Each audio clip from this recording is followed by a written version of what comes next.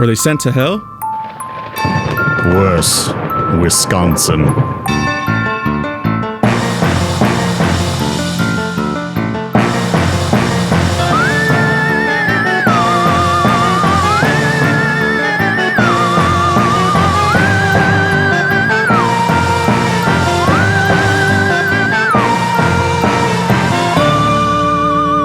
Welcome to Morally Offensive, the podcast that just likes to fuck with the clergy, man. I'm Bill. I'm Cisco. And today we are talking about the highly controversial 1999 Examination of Faith by 90s indie wonderkind Kevin Smith. This is a podcast about the films condemned or considered morally offensive by the Catholic Church. We both grew up Catholic, and now we're not for reasons, man. But we're still fascinated by the religion that raised us. The films we cover are selected from the official film review lists of the Legion of Decency, Rest in Peace, and the U.S. Conference of Catholic Bishops. I'm a motion graphics designer, editor, and DJ. And I'm a film podcaster and writer. And together we are on a journey to watch every single film condemned or considered morally offensive. Bong. Today, Cisco. And again, Cisco's back with us. Thank you for coming back for Hot Pre-Summer. I know it's the big man's working you hard over there at the factory. I had to. The pickle factory. Is that where you work? I don't know. I'm making that up. Or is it a button factory? I wish I'm it not was. sure. Yeah, man. Good to have you back for Hot Pre-Summer. This is episode 2 of our series. All right. We fudged it a little bit with this one because I realized there's not really like a textbook Hot Priest in this one, but I feel like we decided to do this because of the Dogma re-release. If you like George Carlin enough, I guess. He was hot in the 70s. He was a hottie in the 70s. Yeah. Your grandma's probably hot for him. I know I've actually seen online a lot of people like Ben Affleck in this movie and Matt Damon, like this time period. They're pretty good. They're good looking guys in this period. So, it was a good like heartthrob. So they're not priests, but you could say like hot demon. This one is hot, priest. Again, fudging it. But I think a big part of it was, since we started this series, I mean, the entire show last year, we talked about doing Dogma. Oh, yeah. It's been a fan request for a while. We planned on doing it pretty soon because of the 4K re-release, and it just felt right to do it. Yeah. Finally coming. So when I saw it on the summer schedule, because we didn't know when Kevin was going to re-release it, or if we could get, we couldn't get a 4K print for this episode, so we were watching it on YouTube. Yeah. Like everybody else. Or I have a DVD copy of it. Oh, fancy, Mr. Fancy. Yeah, fancy full screen. Woo! Yeah. So we decided to do this movie because of the re-release. And when we started lining it up, I realized, I think people would really like a series of films that directly deal with Catholicism or priests, because I feel like a lot of people who've listened to us now, a lot of ex-Catholics, a lot of people who are fascinated with Catholicism. And as much as we love covering movies, I do feel like a lot of people really get a lot out of the ex-Catholic content. Yeah. So I was like, well, let's throw them a bone. Let's do an entire season of priests through the summer. And then we can kind of go back to some other things. We're going to do horror for October. I've got something really crazy lined up for the winter. So, yeah. And you've kind of had to take a back seat a little bit because you're getting really busy at work and stuff. So I figured we've got 3 rotating hosts right now, which I think should work well. We've got you, Stephanie, and another one who I have not announced yet. I want to confirm with her. Okay. But it's going pretty well so far. Stephanie was great. And actually, it's kind of cool because now I can kind of mix and match you guys according to your expertise level on certain areas. Like if one person is better in pre-code films, we'll put them over there. If another person is, better in 70s exploitation, they can do that. You have your strengths. So it's going to be good. But for this episode, I've brought on a very special guest, a friend of mine, comedian, and a man who's recently made a name for himself playing Vice President J.D. Vance on TikTok. I'd like to welcome to the show comedian, actor, writer, man about town, multi-hyphenate, Ross Childs. Ross, thank you for joining us. Hello. Oh, I didn't know J.D. Vance was here with you. Hello. I'm Vice President and chronic crab leg hoarder. JD, don't look now, but I think somebody must have shit my Vance. Welcome, Mr. Vice President. I do like doing that character. I will say this, just in the name of fairness.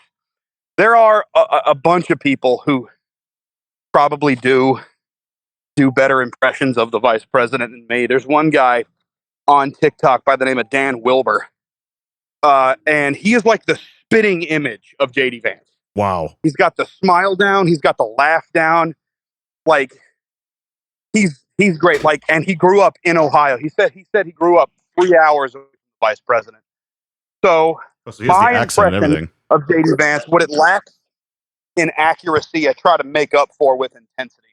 You're like the Gonzo JD Vance, I like to say. Yeah, I was gonna say my whole thing with impressions is like it doesn't have to be like perfect, but as long as you're like you have a specific angle about this person's personality that comes through, then that's a good impression. You know what I mean? So, and you have like you said, a Gonzo take on him that just works. You are JD Vance perpetually ordering donuts. Yeah.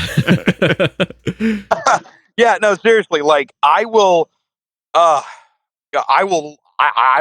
keep that bit going I'm going to ride that bit until the wheels fall off. Like, what a great gift for the world. Right.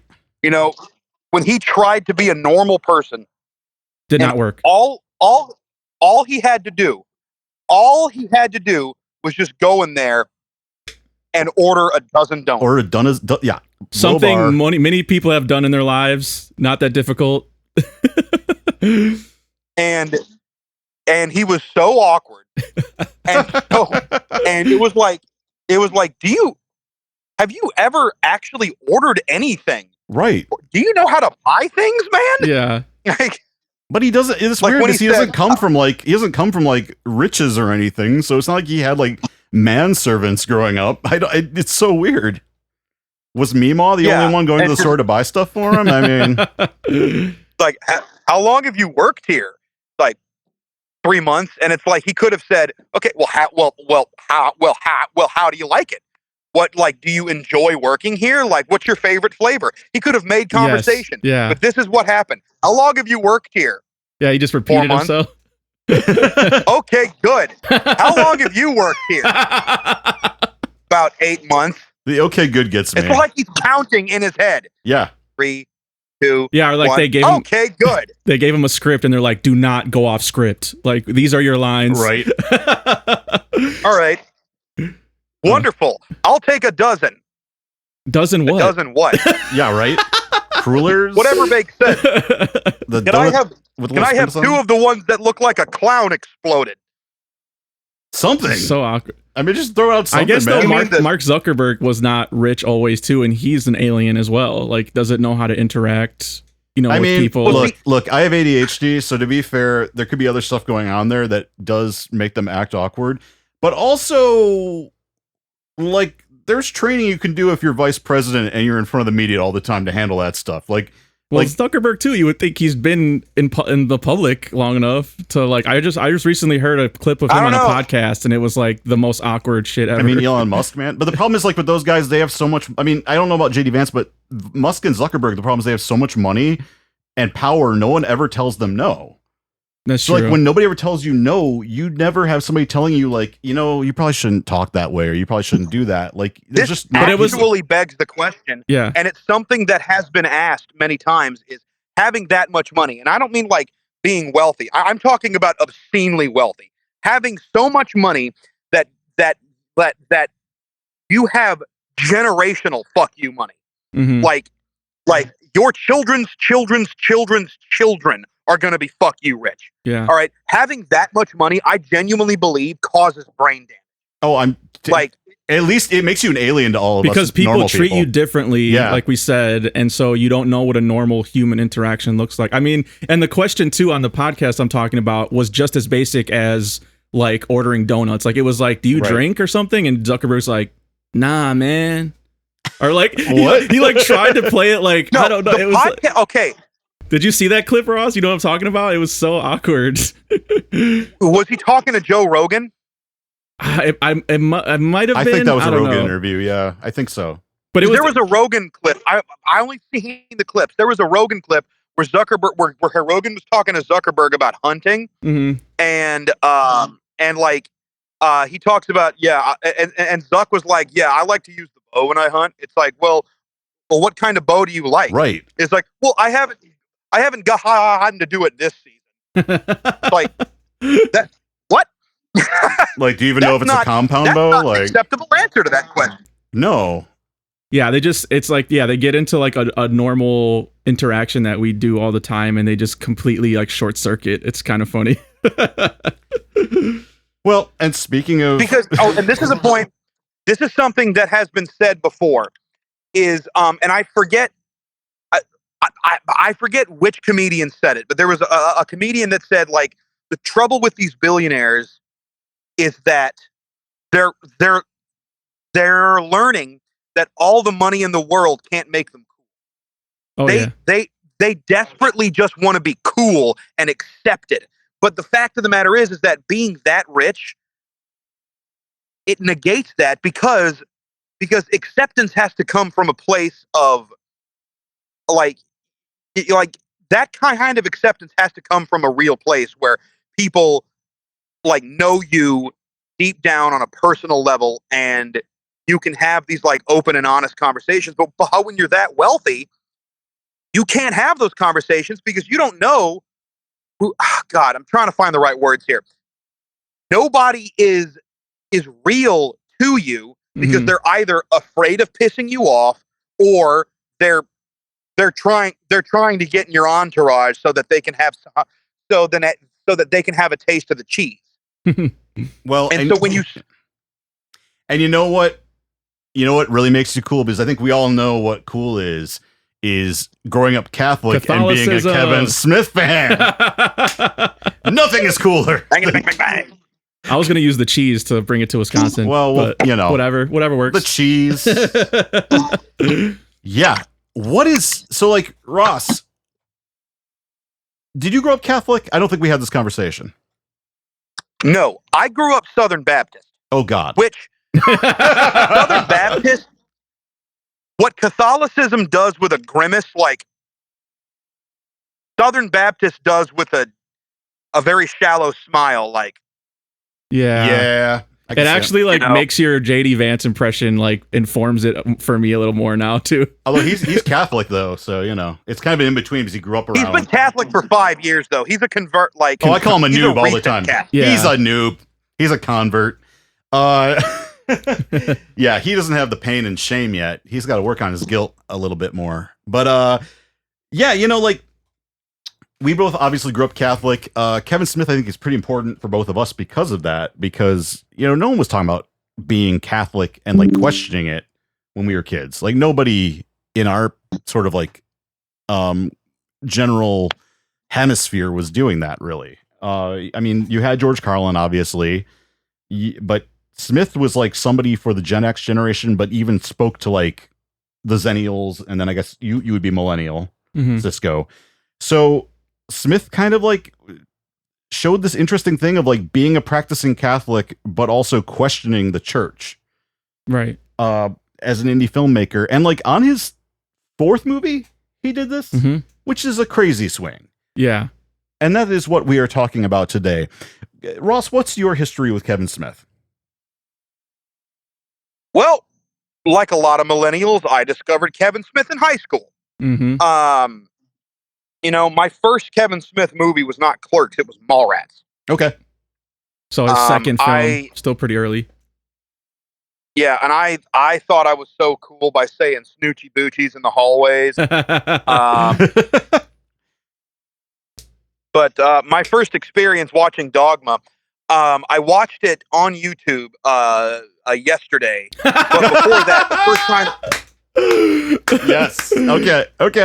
I love this. I love having a version. But the first time, my experience with Dogma was always watching it on like Comedy Central. Yes, so I always saw the censored version. I want to talk about this. And I can get into two specifics of the differences between the theatrical version and the censored for TV version. There's a ton. Okay. And interesting. So they use like, the deleted scenes watching in it. Okay. Yeah, watching it for real, it's a bit of a culture shock. Coming from that. But yeah, I always loved Kevin Smith's movies. I always liked the dialogue. I always like. I feel like I learned more about Star Wars from Kevin Smith movies than from actually watching Star Wars. Yeah, a lot of people credit him as being like the first podcaster, even though he made films, like because of the talking nature of them. Well, and I mean, we kind of credit him with like, I mean, he established the first cinematic universe, really. Yeah. I mean, you could say Star Wars did, but that was intended as a trilogy. But Kevin Smith is the first person to kind of connect all these film characters like a comic book. Yep. The Viewist universe. Do you have a favorite Kevin Smith film, Ross? I mean, give me a second. Just out of curiosity. It's okay to say Jersey Girl too. It's okay to say. I want to say Mallrats because it was my first one, and I had so much fun watching Mallrats. But I also really love Jay and Silent Bob Strike Back. Okay. Because in Jay and Silent Bob Strike Back, Kevin Smith's movies have always been funny. But the comedy of those movies was always very dry and very dialogue based. One thing I loved about Jay and Silent Bob Strike Back is that he leaned more into like slapstick and ridiculous and like sight gags and things like that. And I like one of my favorite moments in all of Kevin Smith's universe is the Good Will Hunting parody. Good Will Hunting 2. Oh yeah. Yeah. It's hunting season. Blam! Yeah, that's a good one. And like I have always said, and I know he probably gets this all the time, but I made a promise to myself, if I ever get to meet Ben Affleck, I'm gonna scream, "Yo, Affleck, you the bomb in Phantoms, yo!" I'm sure he's never gotten that before. Never, ever. Oh, I mean, statistically speaking, someone probably said that to him right now. Right. No, I've heard him talk about that. I've heard him talk about it in interviews too, about how people scream that at him still. That's probably why all those memes of him exist. That's probably him right after somebody yells that at him. Right. While he's carrying some Dunkin'. Oh, you mean this meme? I mean, which one? There's so many. Yeah, there's so many. Yeah, the meme where he just looks so sad. I'm like, no, like, I don't want to be one of those people who says, like, you know what you were getting into. But come on, Ben Affleck, you knew what you were getting into. Yeah. Like, I remember in the 90s, or early 2000s, around the time that he made Pearl Harbor and Gigli. What a movie. A lot of people were saying, it's like, dude, every single Ben Affleck movie sucks except for what he did with Kevin Smith. Wow. Yeah, there was a time when that crazy was to think about, but that's true. Yeah, I mean, that's part of why Jersey Girl didn't do well at all. Was he was coming right off Gigli, and I mean, Kevin probably wanted to work with him anyway, but I kind of think he was throwing him a solid a little bit after that movie kind of tanked. I don't know what the timing on that was. It might have been like right after. I'm not exactly sure. Yeah, I think it was after. Okay. Yeah, because it definitely affected like Jersey Girl's performance.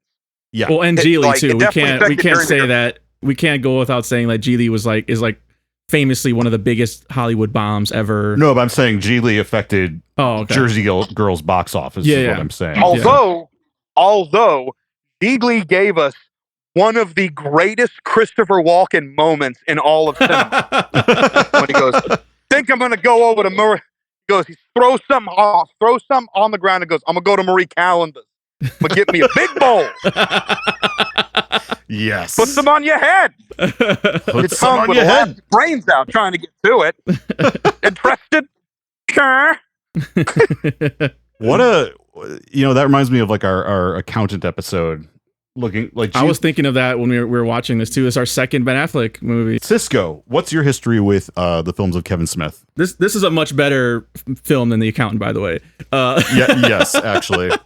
But yeah, I think it's kind of the same as Ross and like many others. You know, you're in high school, you're questioning your beliefs and stuff, and you're seeking out people that question them with you. And so, like you said, that led me to George Carlin, and then that led me to like independent film of like the 90s and stuff like that, which Kevin Smith is like one of the, love him or hate him, which he has a lot of people that, and I have some pet peeves we'll get into of Smith's filmography as well, but you have to put him in that conversation. Like, he just is, he was in that Yeah. conversation. He's an He was- auteur. I mean, he has his own thing. It's, Yeah. regardless of what you think of him in his films. I mean, it's, you know, it's there.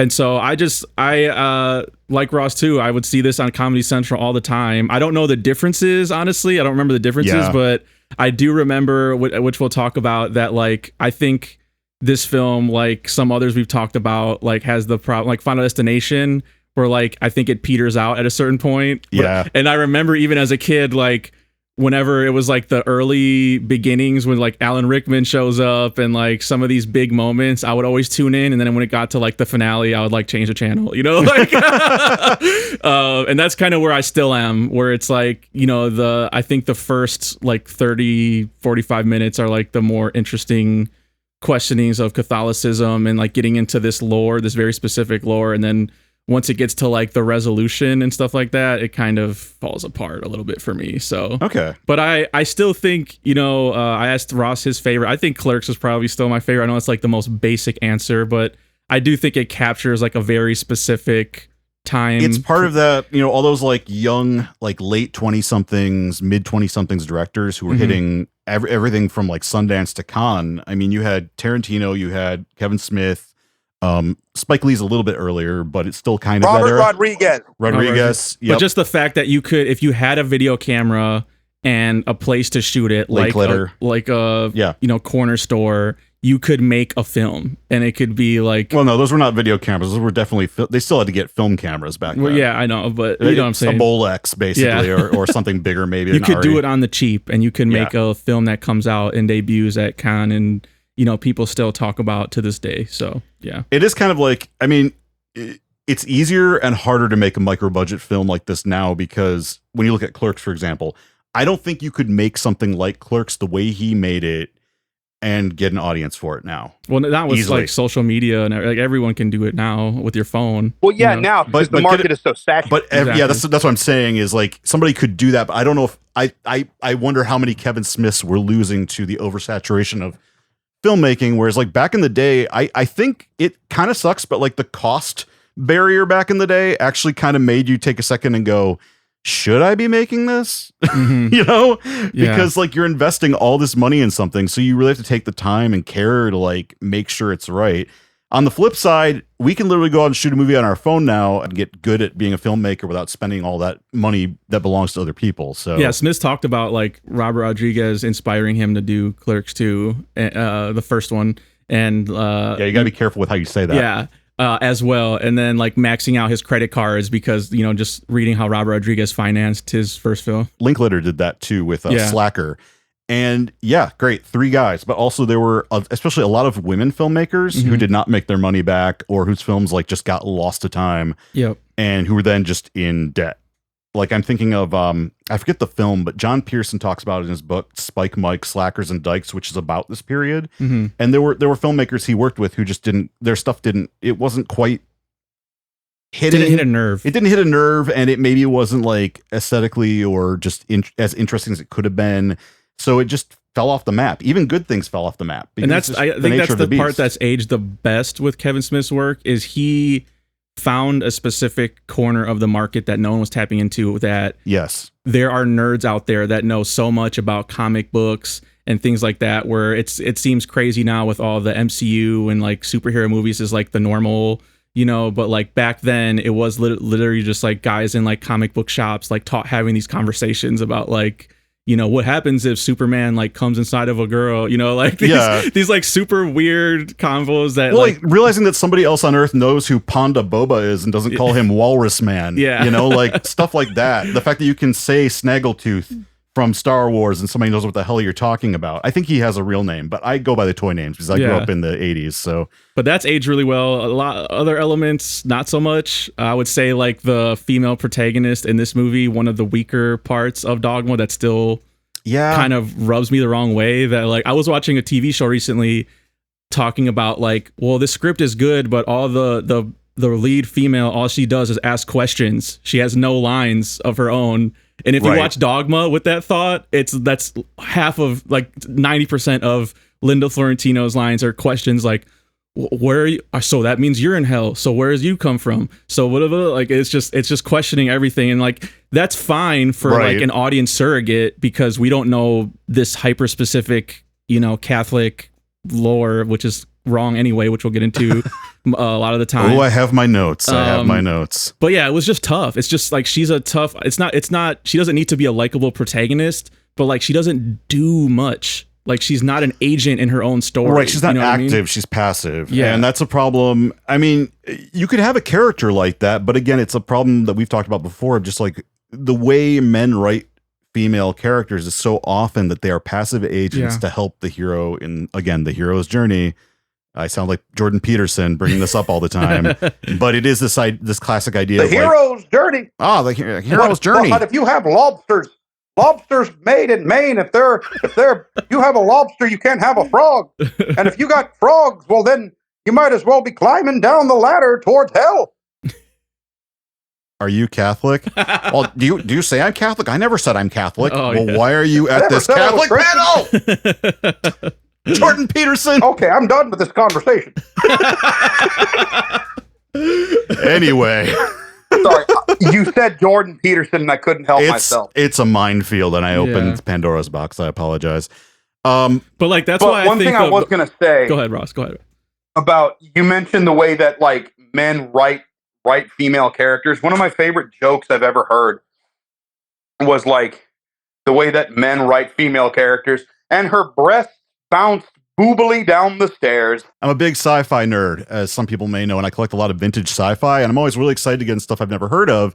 And like, if I hit there's so many books, you can't avoid it in so many. I was actually really impressed. I'm reading total tangent here, but talking about this, I'm reading Rendezvous at Rama right now, the book by Arthur C. Clarke, and I'm more than halfway through, and I've noticed that there's none of that in there. That may be the fact that I think he was gay, I believe. Well, that's like one thing that thankfully this film avoids that as well. Where like even in the scene where like Linda Fiorentino's like, questioning like why me, and she goes into like the water. She's not in like some skimpy outfit. She's just, you know what I mean, like or something. It's just like it avoids like those kind of trappings, but it's still like she doesn't feel like a character more than like a talking piece for Kevin Smith's writing, which like his writing at his worst, that's what it falls into a lot of the time for me. Kevin Smith is not immune to it, but again, I've not interacted with a lot of his recent stuff, so I don't really know how he's changed in that department. I don't know how to comment on it. Well, I was going to say that, like, I think what sets him apart in some negative ways from a lot of the people we're talking about from this indie era is, like, I feel like a lot of them made their Clerks and then, like, evolved to make other, like, Linklater made, Slacker and then made like Dazed and Confused and then like in my opinion like his masterpiece trilogy, the Before trilogy, you know what I mean? Like he went on to do other things and Kevin Smith seemed like kind of okay with just being in this View Askew universe. Well, and I think he meant to close the View Askew universe after Jay and Silent Bob Strike Back, and he was going to kind of move on from that chapter, and he does Jersey Girl. Jersey Girl bombs because again, probably because of Gigli, if we're being honest. And then the money, and where the money was. Yeah, well, the lesson he learns, I think, from that is I need to go back to what I do that people like, which it's worked out for him. It's a different type of career than maybe a lot of filmmakers would want. But I also get the impression like he likes making films. He's not interested, I think, in the cinema part of filmmaking. You know what I mean? Like, I think he's interested in dialogue, in characters and relationships. I don't get the vibe that he's interested in the mechanics of like how cinematography works, how like, just even like shot, reverse shot. Well, we were talking about how even like another part that hasn't aged well for me in this film is like the action scenes are just like, they're bad. Pretty dog shit, honestly. Like, wow. Okay.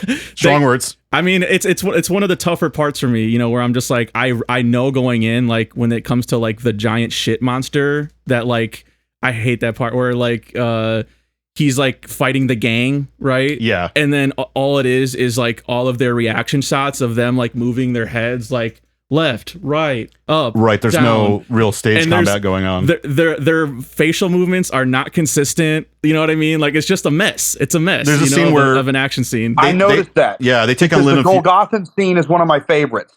Yeah, okay. And I mention this because in the cut the version that's edited for TV, That scene is cut entirely. Oh, wow. Wow. Because it's a shit monster? Is that The why? Golgothan scene is cut entirely. Hmm. You basically meet the Mewes, and then it just goes to the next scene. Wild. And I mean, it's like the What a design choice. of it is like kind of, honestly, for like you just say a shit monster or whatever, it's kind of cool. The Like, practical effects are neat. yeah, it's like I'm like not them. hating on that. It's just, again, the way he shoots action. It's like you can tell he's like scared of it or doesn't know how to, and he's trying to go around it. It's not even just action, man. It's like, and I feel bad because I like Kevin Smith as a person. I think it's really cool what he's accomplished. I want to establish that early on before I talk shit about this movie. But I do feel like there's some weird shit in that scene. Literally, there's like a scene, there's a shot where they're interacting with the monster. Heyo! I know, and it's like he doesn't know where to place the actors, so instead he does a wide angle shot. We're behind the Golgothan, and you just see like the actors laid out, not even like staggered like you would on like a theater stage, where you've got some people in the back, some people in the front, so you get depth of field. It's like very flat. Mhm. It's a really weird shot where I'm just like, it's like he doesn't know where to place them. And again, this is younger Kevin Smith. I mean, And he does it again too, which kind of hurts it for me too, where like the scene where Ben Affleck and Matt Damon take out the boardroom, you don't see that either. No. You know what I mean? Where it's like, again, I didn't necessarily need to see that, but it's just another example of like, I don't want to shoot all that. That's going to be a bitch to shoot. Let's just like cut around it or whatever. Like, yeah, I compared it to something like have you seen Kingsman? Yes. I think an alternative to that would be like the Kingsman Freebird, the hate group scene at the chapel. That's like the hate group. And the oneer. And he just has to take on everybody. And that's like an inverse of this, of like, what if you did show everything? And that's really like, that scene is like the inverse of this. When I think the result of this lack of filmmaking, like panache or whatever, is like the stakes I never feel they don't feel very anything serious is at stake. Yeah. You know, and that's why the third act kind of falls apart for me, because I'm just like, I know they keep telling me the world is going to end if they walk through the gates of the church or whatever, but like I just don't feel it. It doesn't feel like there's enough there from what's happening in the actual filmmaking. And I guess for me, like, yeah, it's the same thing of just Kevin Smith up to this point has stakes that are clear within these like small friend groups, and he's really good at that. But now he's playing with epic filmmaking scale. I mean, superhero movies have trouble with this, so it's like to ask Kevin Smith to do this with a small budget, mind you. Like let's acknowledge that. And he didn't want to work with a big budget, which I totally get too. But then maybe don't take on something of this epic scale, like not an apocalyptic film, maybe in that case. Yeah. It just doesn't feel like. And he did the same thing in should. Red State too, which I'm not a fan of that film either. But let's, something in film school you learn early on, and you learn this in critiques in what I do, which is a lot of corporate video and working with clients, is you have positives first. And I think a real positive Kevin Smith is great dialogue. Some people would disagree with that, but I think he's a great dialogue writer. Great interpersonal relationships he understands people. Like, I think he really gets conveying sort of the weirdness of conversation. Like the first time I saw Clerks, it was like my first time seeing these conversations in a movie. Right, exactly. Right. And that blew my mind. And I wish so much, even now, I wish he would focus back on that somehow. I don't know how to like redirect that, but I would love to see more of that. I'll see your positive. I will say another positive. Okay. I think he's gotten out of control with stunt casting. I know it's kind of negative, but in Dogma though, specifically, I think the stunt casting, it might not have ever worked better. No, because I think Alanis Morrisette as God, hilarious. Originally supposed to be Emma Thompson, but Emma Thompson got pregnant. Okay. And Alanis, he had originally asked to play Bethany, the Fiorentino character. That's what I read. Yeah. Yeah, and then I forget the reason she had turned it down. Or I think she just felt like she wasn't a good enough actor or something. She's not, I'm not an actor. I can't hold a movie like that up. And then she kind of changed her mind about it and said, "Hey, I'd still like to be able to do this." And he said, "Well, that role's filled, but would you like to play God?" Because Emma Thompson had dropped out. I've heard that. I think too. But then George Carlin as Cardinal Glick. Yep. Alan Rickman, and then Chris Rock as Rufus, the 13th Apostle. I mean, that's just like Jason Lee as Azrael is great. Yeah, I mean, because and when I say Jason Lee, do you think he counts as a stunt cast? Because especially like between Jason Lee and Ben Affleck were both regulars. You are correct. That's why I didn't mention them, I think. It feels like a stunt cast now because Jason Lee has had like a break from acting and now he's coming back to it recently. But like in retrospect, it's like, oh yeah, he was part of like all of that. What are we talking nowadays it does feel, to your point, Ross, like that he's just calling in favors whenever he has stunt casting now. Yeah.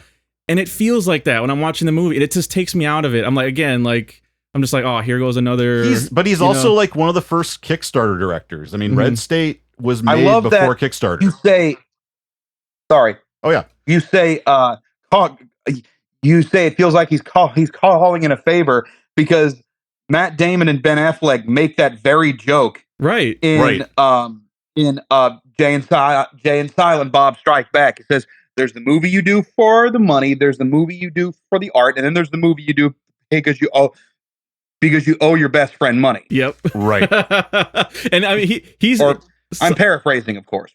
And he leans into some of that meta stuff. Like I actually kind of like some of the jokes in Jay and Silent Bob Reboot because like that's the whole joke of it is like we're really just making Jay and Silent Bob Strike Back again like superhero movie. Like Star Wars just redoes the same movie and with a different title. Like some of that stuff. It's just Kevin Smith. I only saw clips of the Jay and Silent Bob Reboot. I didn't. I'm going to be honest. It's not great. I will say that it's not great. I love Kevin Smith too much to watch it. That's kind of where I'm at. Yeah, I'm like, I don't want my memories ruined. I mean, it's not as bad as Clerks 3, though. I will say Clerks 3 almost broke me entirely from Kevin Smith. Oh, no. I never saw Clerks 3, and until you mentioned it, I forgot it even existed. Clerks 3 is awful. And I think it's funny, like, the way we're all phrasing this is, like, I think we're all really fond of Kevin Smith, and he also listens to podcasts, so I figure at some point he's probably going to find this somehow. And it's like... I hope he does. Honestly, I mean, these are just critiques. You know, think like we're fans. I would love to converse with the guy. Honestly, like I think that's the thing I really like about him is like I love his podcasts. I love his listening to him talk about pop culture, about the things he's passionate about. Hell, I love that he's like into Bullwinkle. You know, it's like I just love the guy. You know. Hey Kevin, if you're listening right now, bring back Comic Book Men.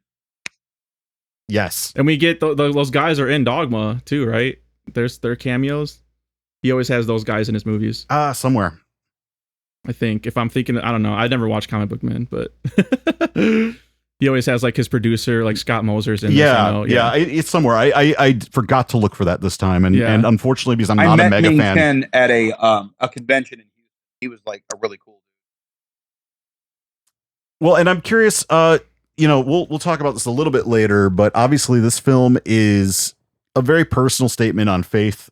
From Kevin Smith's part, and something I didn't know about when this came out because I was kind of being raised in a very conservative Catholic environment. So this film was very controversial. So my knowledge of it was that it was these atheists who were attacking the Catholic Church. And I came to find out that Kevin Smith was actually a devout Catholic when he made this. I guess he's an atheist now, but at the time he was a practicing devout Catholic. And this film was kind of like, we just did The Devils, which is you weren't here for that, Cisco, but that movie is very much Ken Russell. Again, another film kind of labeled as anti-Catholic that's actually very Catholic by a Catholic who was wrestling with his own place in a church, which he saw as corrupt, which he saw as having abandoned the principles of Christ and the church fathers in a lot of ways. And I think Kevin Smith is kind of dealing with a lot of the same things in this movie. And that's kind of how I remembered it for a long time. Then in college, my friends made me watch it because they were like, wait, you haven't seen Clerks, you haven't seen Mallrats, you haven't seen, and Jay and Silent Bob was about to come out. So they were like, you have to watch all these before we go, or you're not going to know what's happening. And I really liked Dogma the first time I saw it. I think I liked it more than I do now, but I still really admire it as like, wow, you had the balls to do that. That's crazy. In 1999. You made this at a Not only that, but he had the balls to pretend to be a protester. Yeah. Yes, that too. Get freaking interviewed by a local TV station. I will never, like, you can't buy that kind of publicity. I know. It's so good. And I love that he told them, he's like, no, I'm not that guy. I'm not that guy. And they're like, you look, it's like the Beatles. You ever see A Hard Day's Night, the Beatles movie? Where the woman. It's been a long time, but yeah. The bit is this woman with glasses runs into John Lennon in a hallway. And it's a really tight hallway. And she goes, you're him, aren't you? And he goes, oh, no, I'm not him. And she's like, oh, yes, you are him. Oh, no, I couldn't be. Who is he? What is he? You know, like they go this whole thing. And by the end, she goes, you're not him at all. Yeah. And he was like, oh, I kind of wanted to be him. And like the whole bit is her thinking he's John Lennon, and he eventually talks her into thinking he's not John Lennon at all.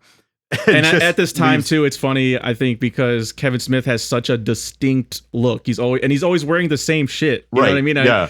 So he was just like this schlubby dude white had guy. a brand. He had a brand. He was smart. Like, yeah.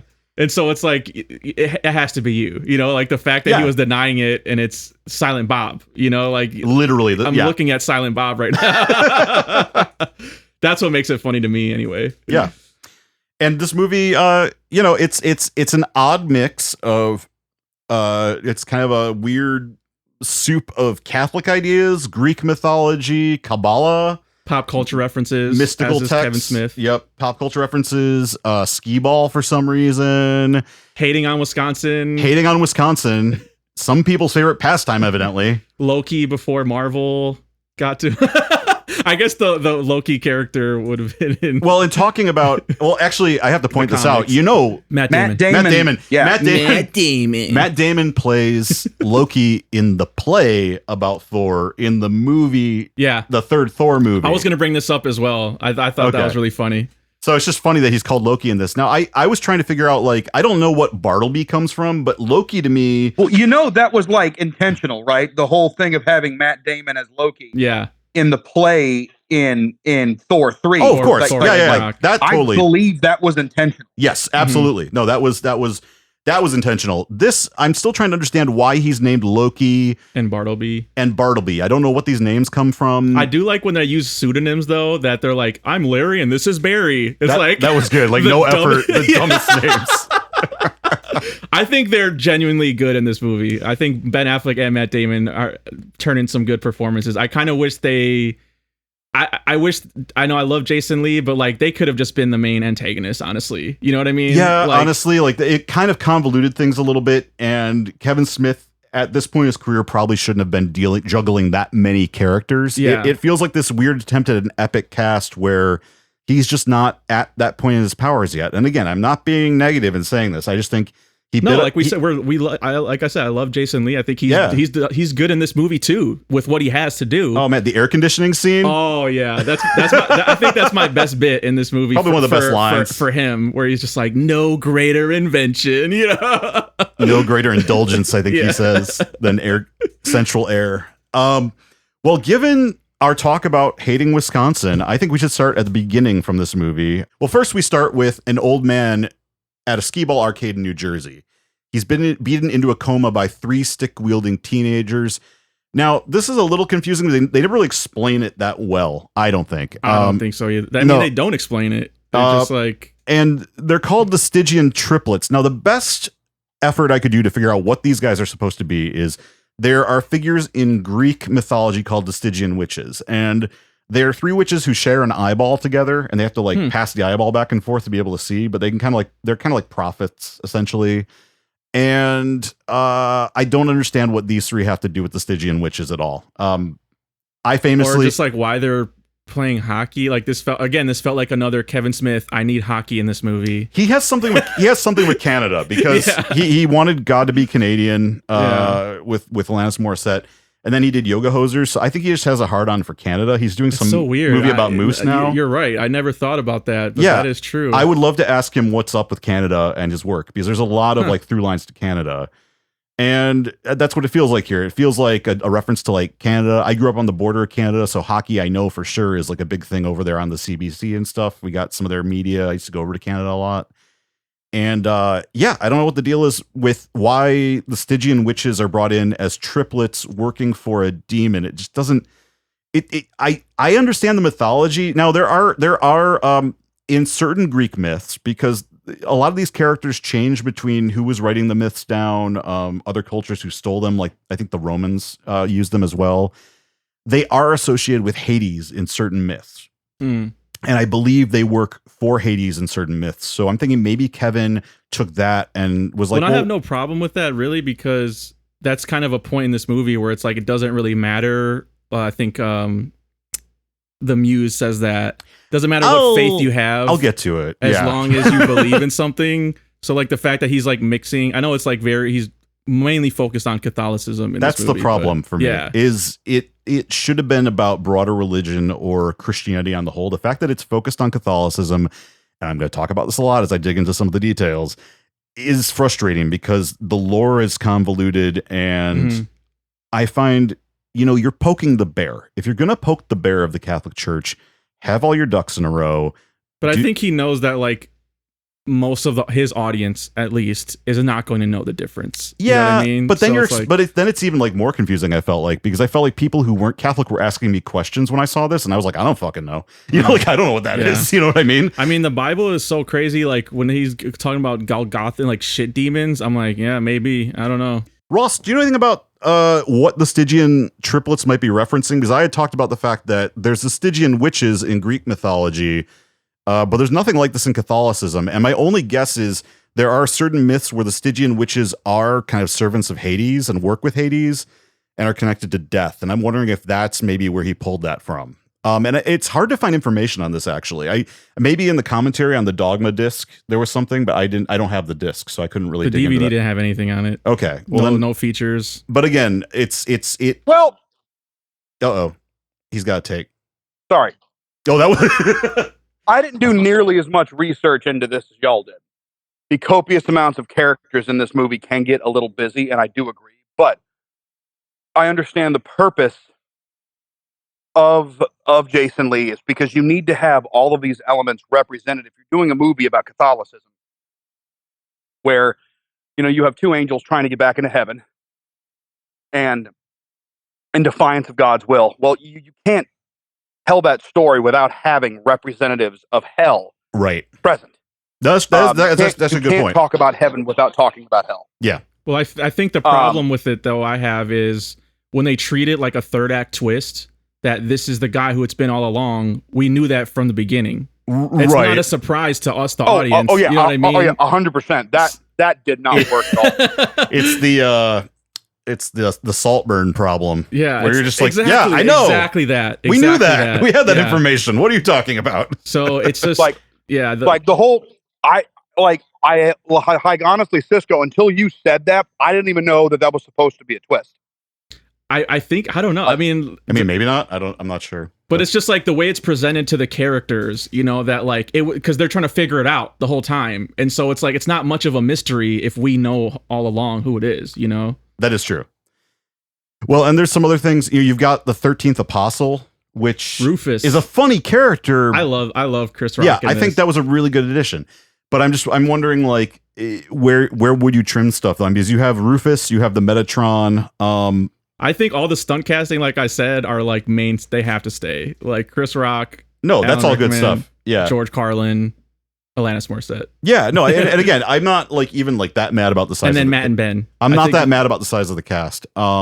It's it's one of those things where it's just like I think the stakes problem. It's the stakes problem. What are we rooting for if our protagonist isn't doing anything? Who are we rooting for? Yes, and also I've watched this twice now. I understand plenary indulgences. I have one on our desk over there. Which, by the way, have you seen this yet, Ross? This week I found us a genuine plenary indulgence from Pope Pius XI, the Pope who made a deal with the Nazis. Which they do bring up in this movie. They do. Yeah, actually, this is genuine Vatican. Look at that gold embossing on that thing. I'll post this on. I've already posted this on the socials, but I'll post it again when this comes out.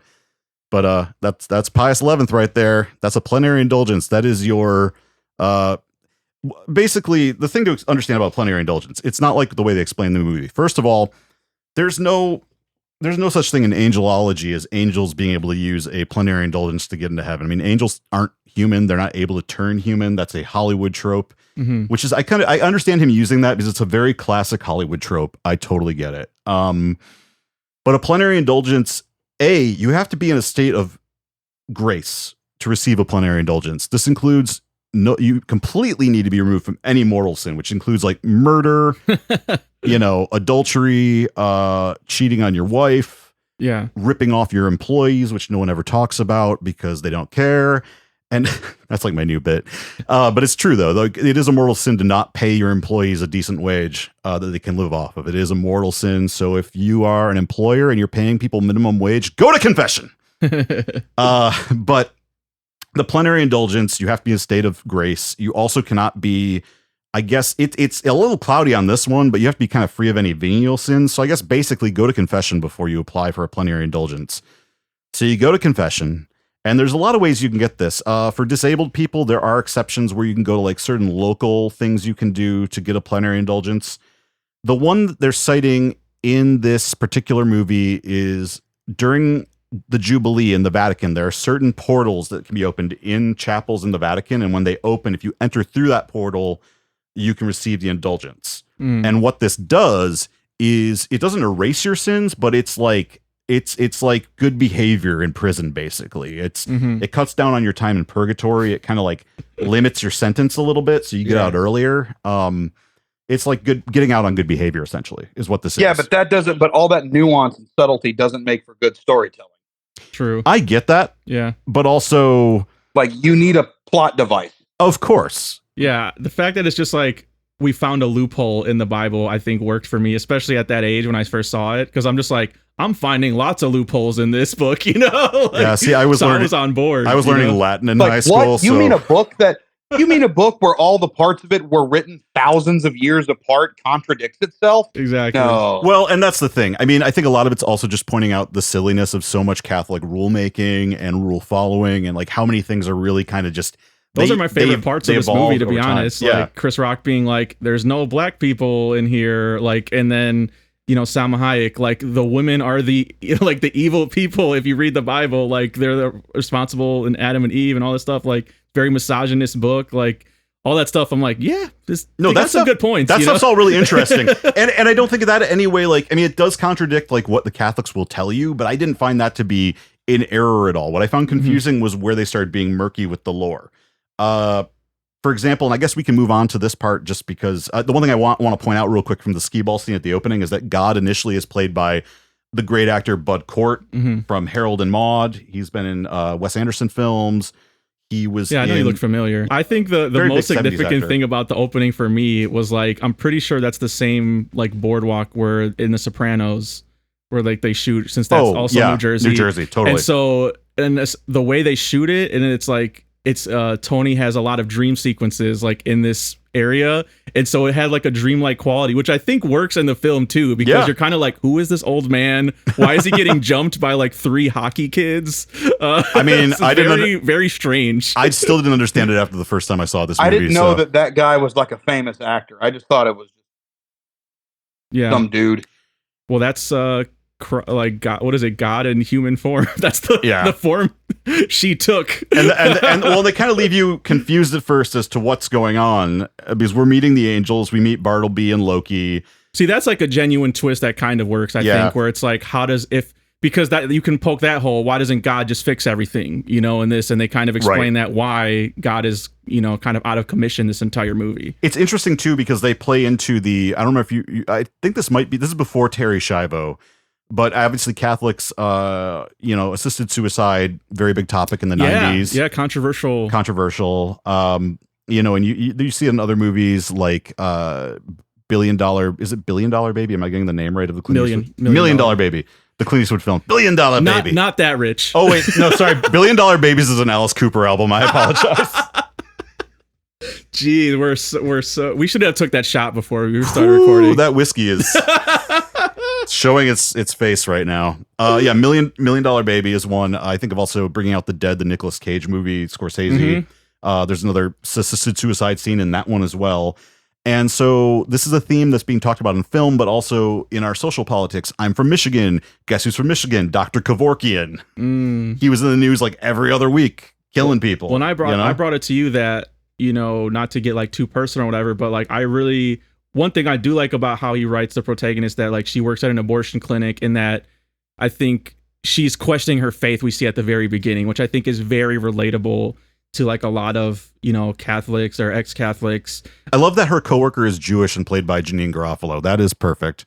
Because I feel like a lot of my Jewish friends see me going through all of the stuff from being Catholic over the years, and they just look at me and they're like, what is all this now? Now, growing up Southern Baptist, the thing that always got me was how a lot of like Protestant denominations, specifically evangelical Protestant denominations, denounce Catholicism as like an evil and like as evil heretics. I remember being in a summer youth programs. Oh yeah, where the Vacation Bible School, buddy, VBS. It was one of those big mega church presentations where they were talking about the evils of the world, and they mentioned the Pope, like Islam and Judaism, and then like the whole time I'm like me, because I was fortunate that the church I grew up going to was fairly progressive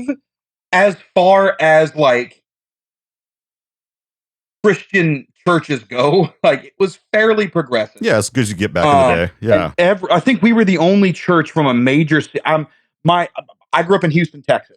Okay, I think we were the only church from a major city at this youth conference or whatever. And I remember seeing this presentation about like, oh, we got to stop the evils, like evil spreading in the world, like Judaism and Islam. And then they said Catholicism, and it's like, wait, what? Did they not know that confused me, because I'm like, the whole line for evangelicals is, have you accepted Jesus Christ as your personal Lord and Savior? And it's like, I remember saying that to my youth group leader who thought that stuff was as ridiculous as I did. By the way, oh yeah, I said like, well, if I try and evangelize to a Catholic and I say, have you accepted Jesus Christ as your personal Lord and Savior? And they say yes, then what do I do? Right. You also don't want to do that because half the time it's some asshole like me, and I will just look at you and be like, you don't want to do this. That's how I deal with the Jehovah's. I would always just say, I deal with the Mormons, Jehovah's Witnesses that way at my door. I'm like, you're welcome to come in, but trust me, you do not want to come in here and do this because you don't want this.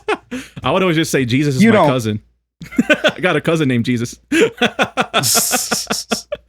then you just back off after that. Yeah, no, I've had a really good success rate by telling them that, just like, don't do this. Neither of us want this. Trust me. No, I've gotten debates before. You don't want this, man. Like, I'm a weird Catholic. You don't want this. Get out of here.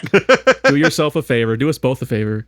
No, but I've had a family member that worked for Planned Parenthood and was also like questioning their beliefs too. So like I think that really, I had forgotten that too until this most recent rewatch for this. Damn, dude. And I was like, holy shit! Like this is reading very real to me. And I think, for how flat the main, character is in this movie, I think that is the best I can say about it, is that it does resonate, does feel like real. Like she's obviously in a not great place at the start. I think the hard part about it is it kind of stays on that flat tone the entire time, which you don't need an arc necessarily for a character. Like I think most people assume like, you need to like end up one place, but you just need like, I don't know, I just needed something a little more active. I think that's what we said. Obstacles and goals. Overcoming, it seems like, Silent Bob is the one that saves the day like 3 times, in terms of the action scenes. And then even at the end,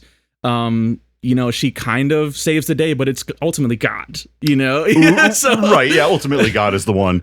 And then she's pregnant, by the way, which kind of was a weird choice. Well, a new Jesus right? Christ. Oh my God. Even to this day, that just seems like, it's like, by the way, you were the last Zion, but now I'm pregnant. I do not like Jesus, but it's like, would you, Ross, can I ask you a question? Would you have liked it more if like Jay actually had sex with her and then that's why she got pregnant? Because I was definitely thinking that.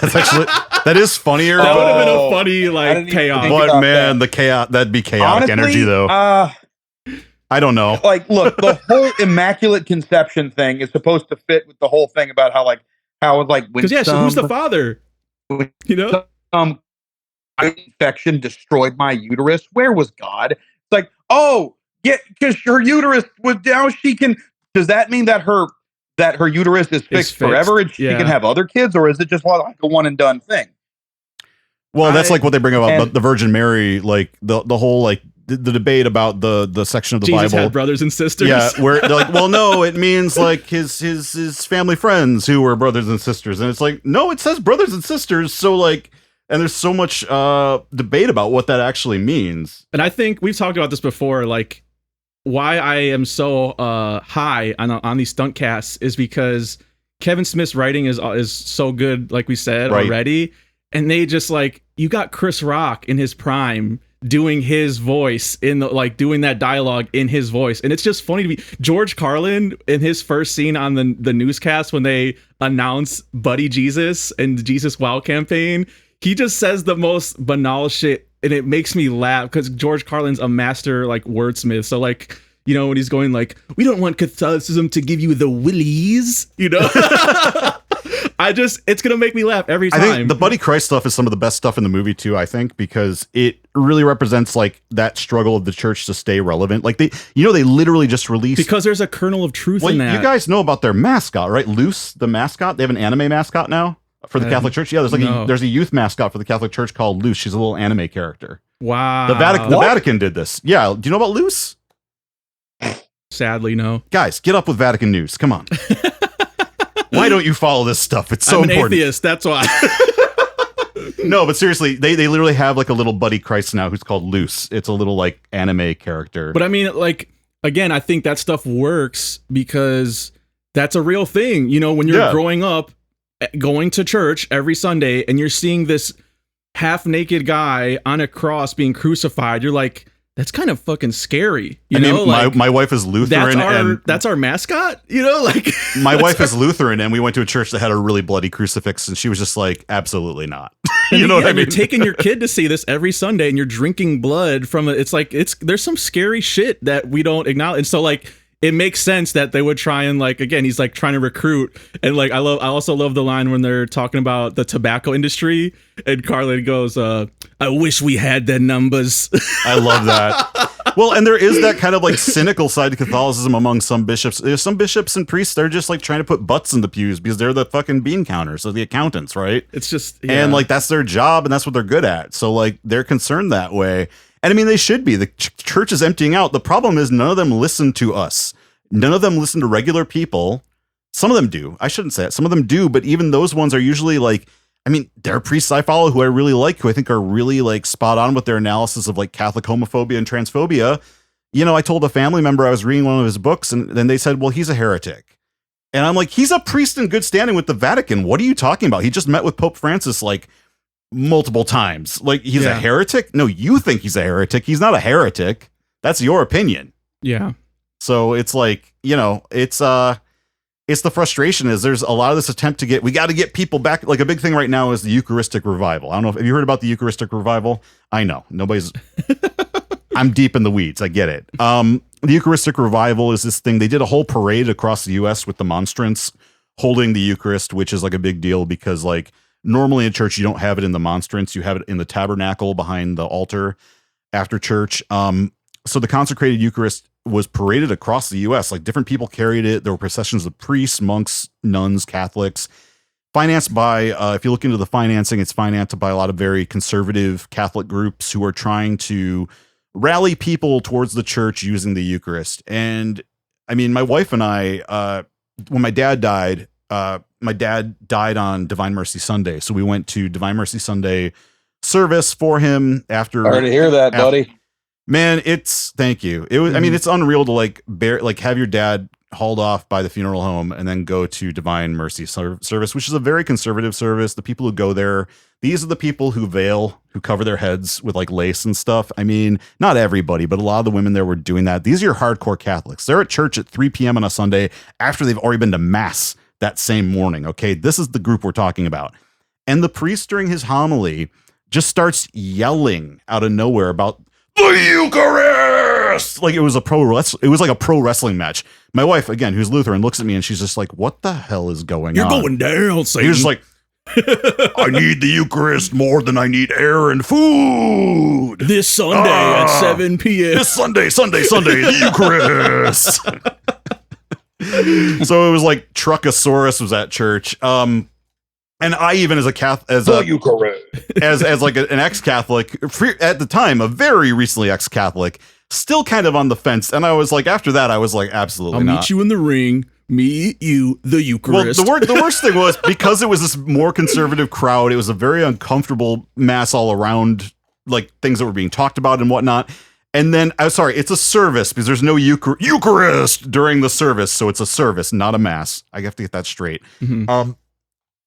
Right when we think we're going to get out of there, he goes, at this time, I'd like us all to sit in complete silence for 15 minutes. And Damn. I feel my wife's hand just clawing into my, like, holding my hand and crushing it for dear life. Jesus. And she looks at me and I'm like, oh my God, we're stuck with the pro wrestler priest for 15 more minutes. And then we still have to deal with, like, you know, the recessional Macho hymn. Man Randy Savage. Macho Man Randy. But yeah, he just was up there and he was just like, I need the Eucharist.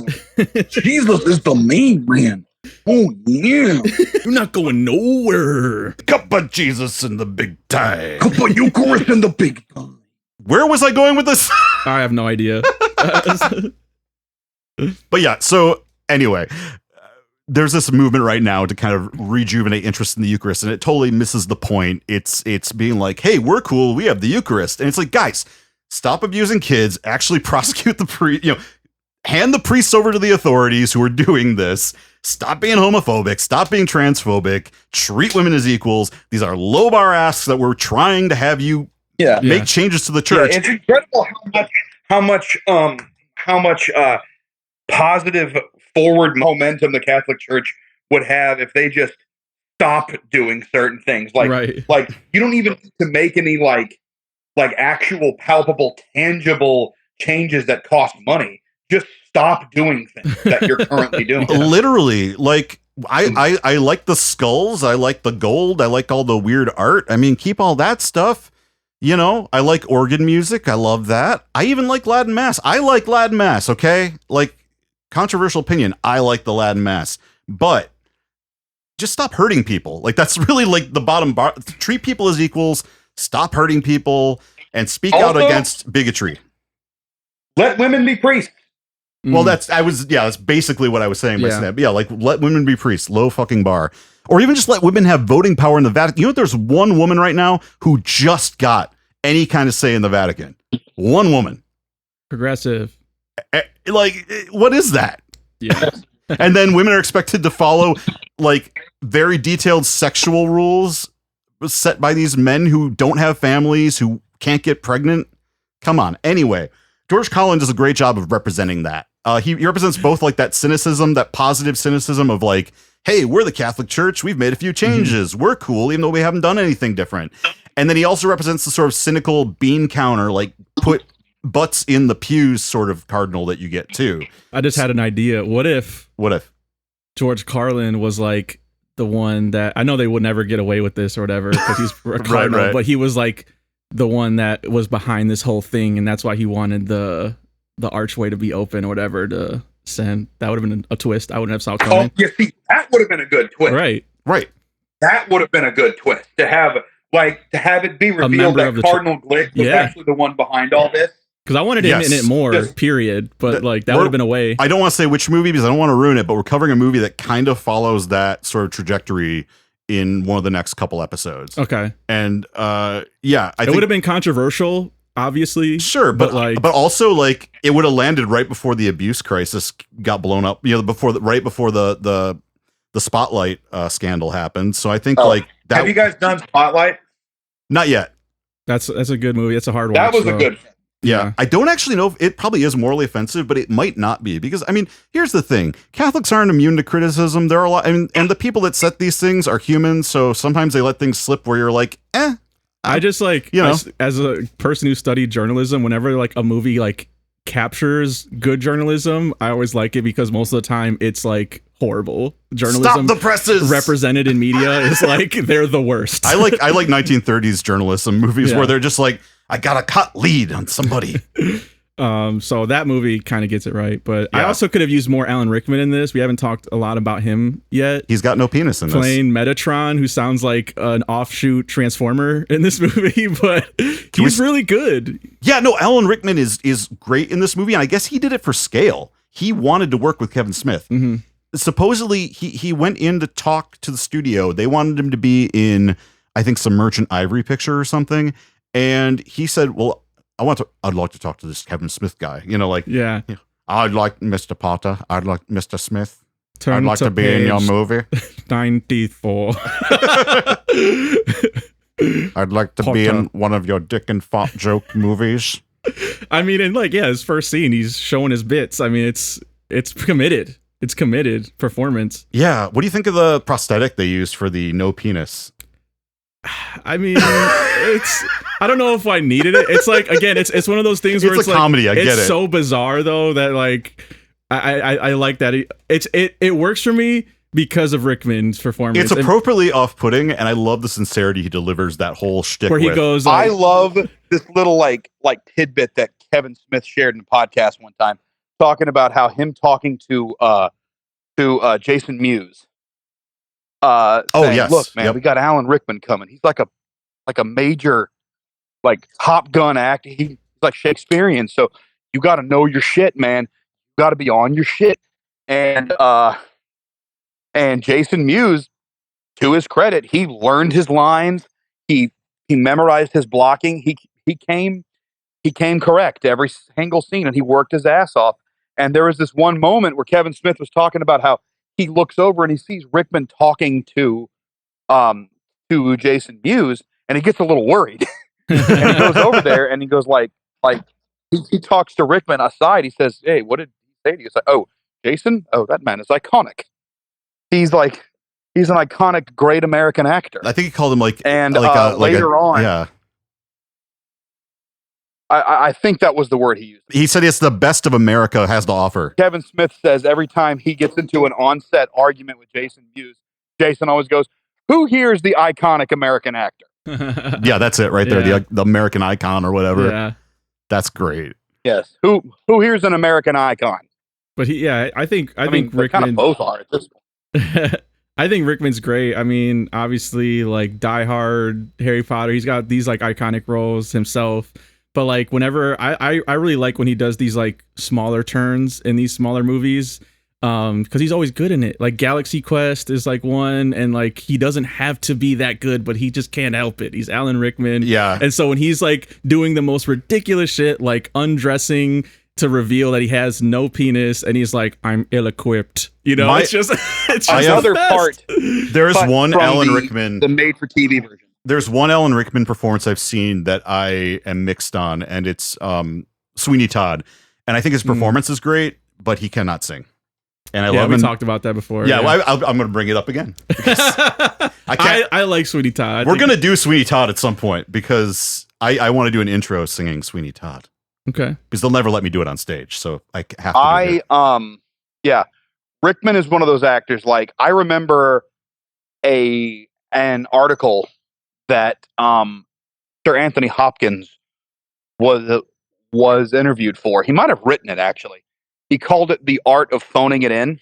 I mean, that's what Anthony Hopkins does now. But when you're an actor, like not everything you do is going to be this great work of art. Sometimes you have to just do the schlock to pay the bills. Yep. And so with like what Anthony Hopkins was talking about, the art of just showing up, saying your lines, like basically just giving 60 to 75%. Yeah, his Odin performance. I was going to say what he did in Thor Ragnarok as well. All the Thor movies.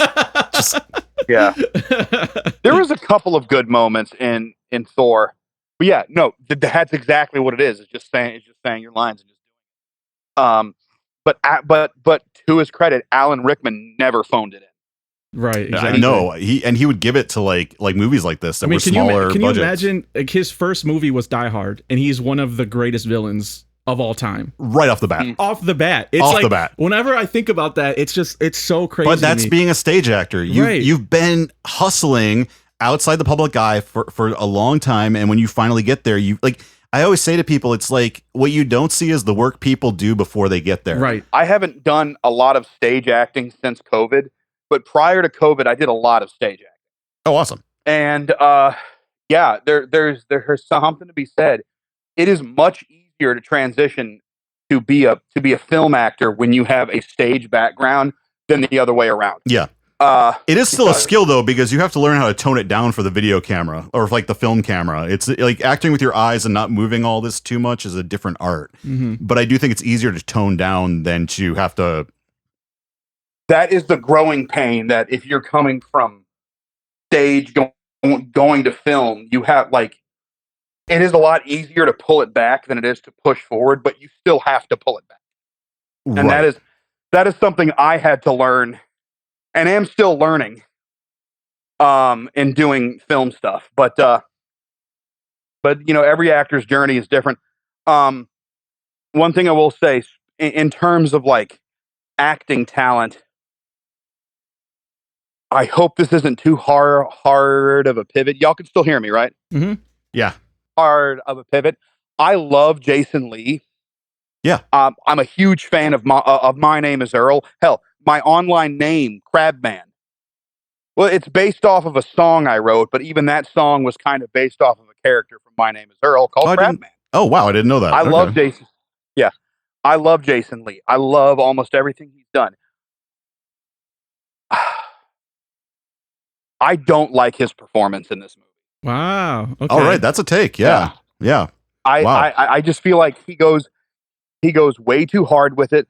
Like it's just all the constant sarcasm and just like, it's just, there's no, Well, Ross, in terms of acting, there's just not a whole lot of nuance in his performance.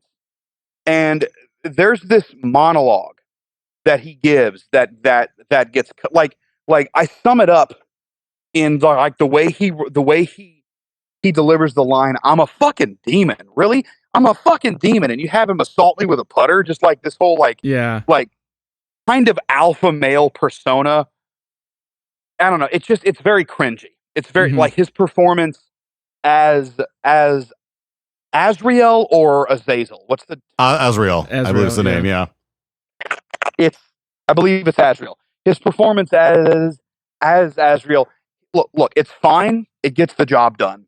It's not super distracting, but as much as I love Jason Lee, I feel like I like the character and I like the character's point of view, but I feel like it would have been served better with a better actor. Or somebody with more, who at the time had more seasoning. Well, and again, this is a $12 million film, so that's another factor to consider as well. Fair enough. You've got both Kevin Smith using his people. I say this. Yeah. Sorry, the reason why I say this. Are you guys aware of like a deleted scene from the movie when he's talking about when they're at the bar and Bethany says to him, it's like, hey, if they walk through that arch and it unmakes existence, that means you too, asshole. And then he says, lady, have you ever been to hell? I would rather not exist than go back to that.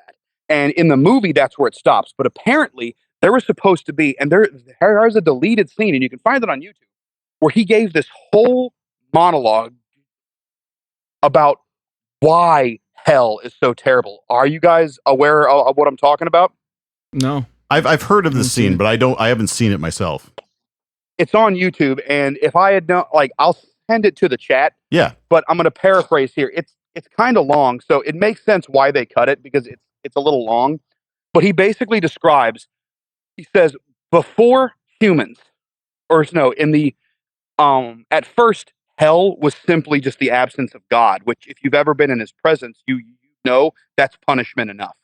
But then the humans started pouring in, and he was basically saying the reason why hell is as bad as it is because with humans, they brought their shame and their guilt and all of their baggage, and that is what made hell worse. This belief that I deserve to be punished.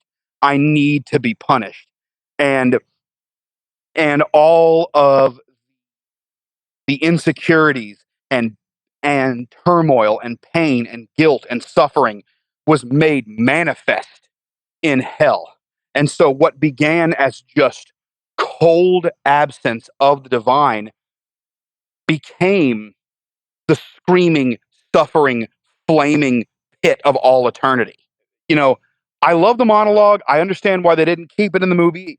Number one, it's a little long, but number two, and this is just my high opinion on it, Jason's delivery of it is like, it's a good monologue, but his delivery is just, it's so flat. That's my problem with that sort of like sarcastic and sardonic, very 90s attitude. It's Gen X stuff. Yeah. Yeah, that Gen X delivery. It's such a flat delivery. Like, I don't hear the pain in his voice. I hear the like, it just feels like he's just complaining about it. I'm like, yeah. But what he's describing, I'm like, that's awful. Mm-hmm. That's that's terrible. You know, like no soul should have to endure that. But I don't get that level of nuance from his performance. And so I like, that's another degree as to why I understand why they cut it out, is because it's a good monologue, but his delivery is just not there. So someone we've not mentioned yet is Salma Hayek, who plays the Mewes Serendipity in this, which again this is another weird fusion of like Greek mythology, I think, question mark, and Catholicism. It's a weird character. It's in a weird place. And it also is kind of, she's played to the sort of like misogyny and sexism of Jason Mewes' character, who throughout this movie is, and we've not really talked about this either, like there's some sexist jokes in this movie that have not aged well, which I think is true of a lot of his output. Chasing Amy suffers from a lot of the same problem. And I think a lot of it is sort of like, these movies kind of feel like they're constantly asking questions about gender and sexuality and relationships that are really interesting. And then they have to pin the tail on they have to pin like the no homo tag on the end of it as like a punchline. Right. But I will say Salma Hayek in this movie is great. Like, her performance is really good. She adds a lot to it. I guess she improvised her entire dance in this. And I mean, respectfully, definitely an awakening of sorts for certain young men who saw this back when it came out, I would say. Me too. I saw this movie for the first time on Comedy Central when I was about 14 or 15 years old, and seeing Salma Hayek in that role made me realize a lot of things about myself. That and Desperado. Yeah, and in the kind of things that in my religious upbringing would send you straight to confession. And but you know, she's interesting as this character. She is a muse, so she inspires all the art on Earth, films, movies, but she never writes stuff down herself. And I guess writer's block. Yes, and this actually has to do with, I think this was kind of inspired by Kevin Smith's own experience with ingesting and sort of like taking in media, but never writing anything down, and then finally writing the script for Clerks. So this kind of speaks to his own experience as an artist through this character. And I just found that interesting. I mean, yeah, it's like she was also like a stripper in From Dusk Till Dawn. That was like another big, that was probably the first big Salma Hayek like role, if you're talking about awakenings and things like that. Yeah, there's a reason we all respectfully stand our great actor Salma Hayek. But yeah, I think she's good too. I remember, I also used to watch the Comedy Central a lot. I do remember like part of the knowledge I had of this film was like she won a Razzie, or was nominated for a Razzie for this movie. What, really? Which is just, we talked about this before, is just like another racist, sexist kind of example of the Razzies just being like, let's just pick this brown person that those Latinas being sexy again. I don't know. Exactly. Yeah. Her performance in this film, it's not like, I mean, no offense by this, it's not Oscar worthy, but it's also not bad. No, I think bad by any. No, she enhances better than Jason Lee's. I think the biggest critique I would have of it is like Kevin Smith just gave her like way too much like nonsense dialogue of like the lore, you know? And so there's some times where even the subtitles couldn't pick up what she was saying because of her accent, you know what I mean? Which is like fair. Yeah, she has an accent. I'm not complaining about that, but it's just like, why did you have to give her all this nonsense that's not even, like we said, it's not even real. It's not based on any like text. He's combining a lot of stuff. I was also wondering about like, she has the, what do you call it, on like the almost like a bindi. Yeah, and so like that was another thing where I was always confused about watching this, was like she's supposed to represent a different. Something my wife mentioned was the bindi. It's like, what? Why? And what's funny is that's like, there are other things they could have used, because she's both Mexican and Lebanese. Like there's Lebanese like jewelry and stuff you could have used, And yes, I'm pointing out that she's Lebanese. Maybe it's just an I aesthetic. always point out when somebody's Lebanese on this show. Like an aesthetic choice. I don't know why. It's that 90s thing of just like, oh, she's exotic. Let's put a bindi on her. You know, I mean, this is the thing about Kevin. You know what? I don't want to completely fault Kevin Smith for this because he was young and from New Jersey. And we don't even know if that was in the script. I mean, maybe it was. We don't. I mean, the could have been a costume design. The costume designer could have brought it in. He just didn't think about it. I mean, here's the thing: we weren't having these conversations back then. At least white people were not. No. Among each other for the most part. And if a white person brought it up to another white person, they'd be like, "Oh, well, people are overreacting to that.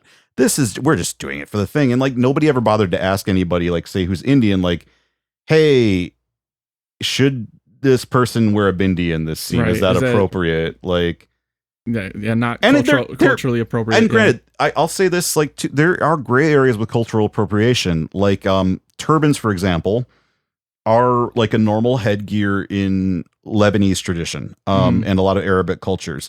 So it's not like it has a religious connotation. But like a Sikh turban has a very specific religious connotation. So if you were to say you weren't Sikh and you wanted to wear a turban, I mean, if you're white, I wouldn't do it just in general, you know, but like I can pull it off. I can get away with it because it's not like a religious thing among us, but like, it's still weird for me because I'm white and Lebanese to like do something like that. You know what I mean? So like, it's one of those things where you just got to kind of feel it out and be like, is this a great idea? Can I do this? And in some cases it's like, you totally can, but also like, if somebody doesn't understand your culture or your background, you don't want to have that cultural conversation with them. And it could have been a lot worse, honestly. Like I've had a memory of like the black like gang inside the club and being like, oh, I remember this being super offensive. It's still bad. It's still bad, but it's not like honestly, my favorite part of that whole scene. Like I just said, I'm not a fan of the Golgothan like shit monster.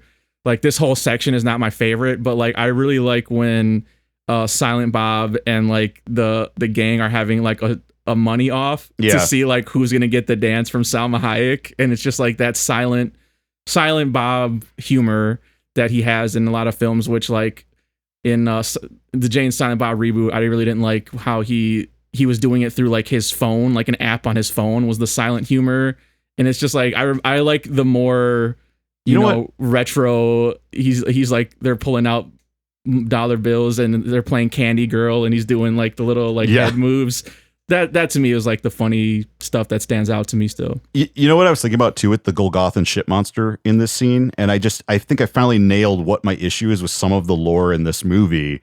Is it's like when you go to like when they made the new Godzilla movies, right?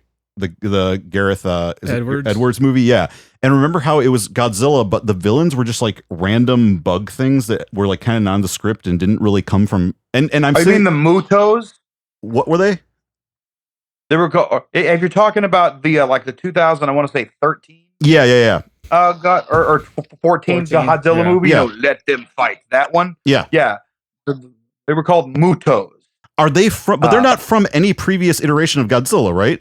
And I'm sitting there as a Godzilla. Never heard of them before. I'm sitting there as a Godzilla fan, being like, bring out King Ghidorah, bring out Rodan. Where are my favorite guys? I want my guys out there. Well, I think they wanted to establish Godzilla as its own thing first. And so they needed something There's big, such a but also not famous to fight. But also he could have just fucking squashed cities, which is what he did in King of the Monsters. Anyway, this isn't a Godzilla podcast. It did make me think of our argument though on Freddy Got Fingered too, about like how some of it would have worked better in animation. Yeah.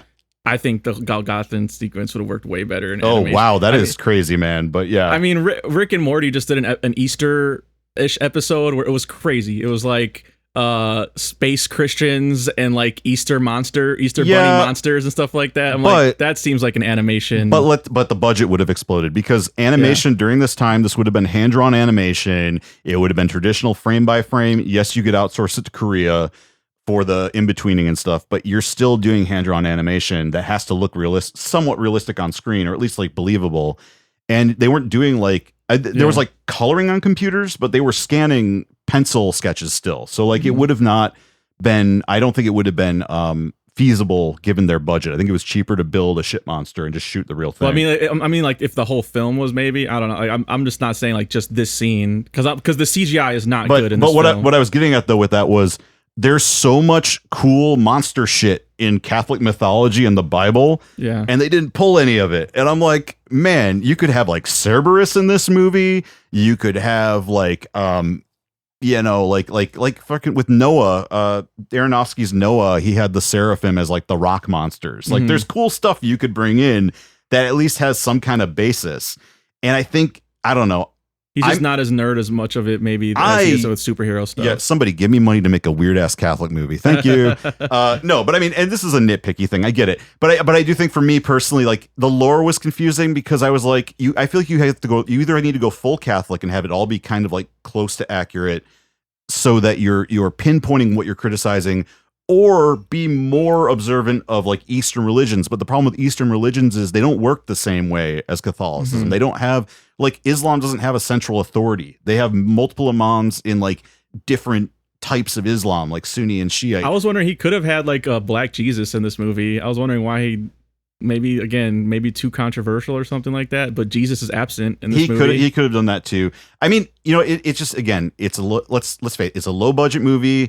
It made back and made a profit. It was controversial. It pushed some buttons, and I think we have to give it. That is also one of my favorite lines when give it Bethany finds out she's related to Jesus, and then Jay goes, "So you're black?" Again, he's just amazing. He says like the most racist shit, sexist shit, but it's Jay. You know, that's his character. Yeah. There's one last thing I want to say about Salma Hayek in the movie that bothered me.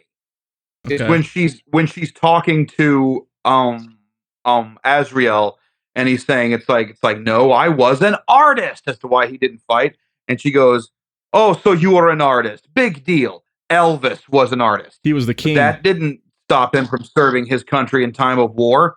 That's why he's the king and you're a schmuck." And I'm like, you know, at the time I first saw that, I thought, yeah, Elvis was an artist. But then as I learned more about Elvis, I'm like, I mean, he didn't serve. First of all, he didn't serve his country in a time of war. No, he served in peacetime. And he did his job. Now, granted, when he was in the army, he did his job. He did his job to the best of his ability. He didn't bitch or moan or complain. But also, he was forced into that. Like, and also, he didn't volunteer. Yeah. Was it like the colonel pulling the strings and being like, "You should do this, it's good optics," or was it the draft? Yeah. I think it was both. Like, because he was in a lot of trouble for shaking his ass on stage. Okay. And so, you know, the colonel was the one that's like, okay, yeah, like just join the army and we can have you serve in Germany.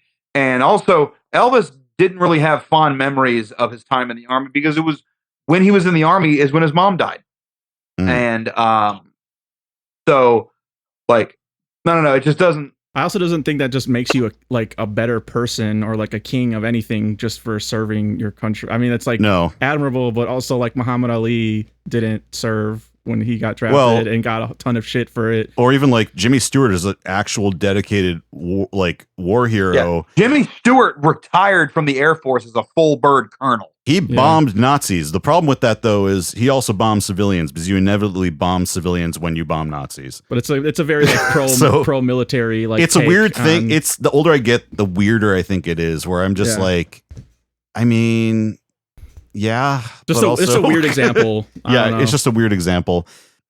It's another example of why I kind of I refer to this film as like it's like a movie version of the most stoned guy at the college house party who you end up talking to about Catholicism is what this movie feels like, because it's not really so much a commentary on, it is a commentary on Catholicism, but it's almost like a 20-something stoner explaining his feelings on Catholicism, which is really, I mean, that's what it is. It's Kevin Smith's very heartfelt. And some of the questions like are valid, you know, like even we didn't talk about like what happened with the Jesus's years that are missing from the Bible. Like that's a question like I always used to have too. Yeah, and everyone would love to know what that's about. Right. And so I like that they bring that up. But there's actually a book. God, I think it's even like isn't it like age 12 to like age 32? 32. It's like a pretty big gap, or 30 maybe. He dies at 32 basically. So he starts his ministry around 29, I think. The name of the book is Lamb, the Gospel According to Biff, Christ's Childhood Pal by Christopher Moore. And it discusses the years between when Jesus finds out and when he becomes Jesus. Oh, fun. And it's like a fictionalized account of like what happens during that time, essentially. Yeah, exactly. I've been trying to finish reading it for like 8 years. I feel that. I'm not a strong reader. But yeah, it just talks about the travels of Jesus and Biff. Now, what's great about the book is that Jesus is called Joshua because that comes from this idea that the name Jesus is actually a mistranslation. Yeshua, I believe, is the word used, right? Yeah, the Aramaic version of Jesus is Yeshua. Right. But Yeshua is Joshua. And so it was just like it's the theory that Jesus comes from a mistranslation of Joshua. Oh yeah, and I've heard this book. There's I think a book called Joshua too that similarly like modern, like it's some kind of modern take or like a modernization of the story kind of. Mm-hmm. Yeah. But it's a good book. Lamb, the Gospel According to Biff. Nice. By Christopher Moore. And I think that's the thing is like, I think this movie taps into something that as much as like it pisses the Catholic Church off to play with their mythology. Sorry to call it mythology, everybody, but like, I mean, that's what it is. That's another good line. Chris Rock says, he hates when you refer to it as mythology. Yeah, that's why I did it. I know. But like seriously though, like the church gets so bent out of shape when you question these things, but it's like they're reasonable questions to say like, well, why don't we know what happened to Jesus after he was a teenager till he hit like 29? Why are women so they don't demonized? They're not active in the Bible at all. Right. And the answer is because it's written by men. I mean, we know because we live in a world where men write fiction and women are not active participants in a lot of our literature and films. So like, it's not that much of a stretch to say like, maybe the scripture is a little biased. Yeah. By the writer. I think it's like, I think it's faulty to not like assume that there's bias in the scriptures. But I mean, that's part of the whole, like, it's inspired text, right? Supposedly God wrote it through these people. And it's like, I've not seen enough evidence in my life personally to believe that anybody has ever written anything that doesn't have some kind of like personal bias in it. It's impossible. You can rule out a lot of it, but it gets in there. And I just think at that point you're talking about magic. And I think we've talked about this before. I just find it very hard to believe in magic because I've never seen it ever. When I was a believer, I thought I had, but then I thought about any situation where I thought I experienced magic, what I'm calling now magic. And really like, it's just my brain trying to rationalize all of it. It's my brain trying to make sense of loss, of death, of accidents, of, people being saved while others weren't. I mean, it's how the mental gymnastics you do to stay in a faith, really, but also to make sense out of like the cruelty of living and like the pain of existence. I mean, it's again, that's why I don't like, I try to go after like things that are corrupted institutions, but I'm not going to fault somebody for having faith or believing in God because it helps so many people just get through the day. And I get that, but I'm still going to be honest and be like, look, I don't believe this, Yeah. I mean, Bethany still goes to church every Sunday, even though she's, not questioning it. Why even go? Not feeling inspired about it. That was the thing that I really related to the most when seeing Dogma was Bethany, because when you grow up in that kind of household, you go to church every Sunday. That's what you do. You go to church. I had friends in church, so I look forward to seeing my friends. But like, I really related to Bethany's just like it's just kind of become this mundane routine thing. Yeah, where you don't even question it, and like. And there's part of Bethany, like there's very clearly part of Bethany that still believes in this at some degree, because if she truly no longer had the faith, then she would stop going. Well, I think for a lot of us, inevitably you find a way to make it about a personal relationship with God. You find a way to make it a personal faith thing. But inevitably, the reason why we go to church is to see our friends, to be with our families, to be with people we care about.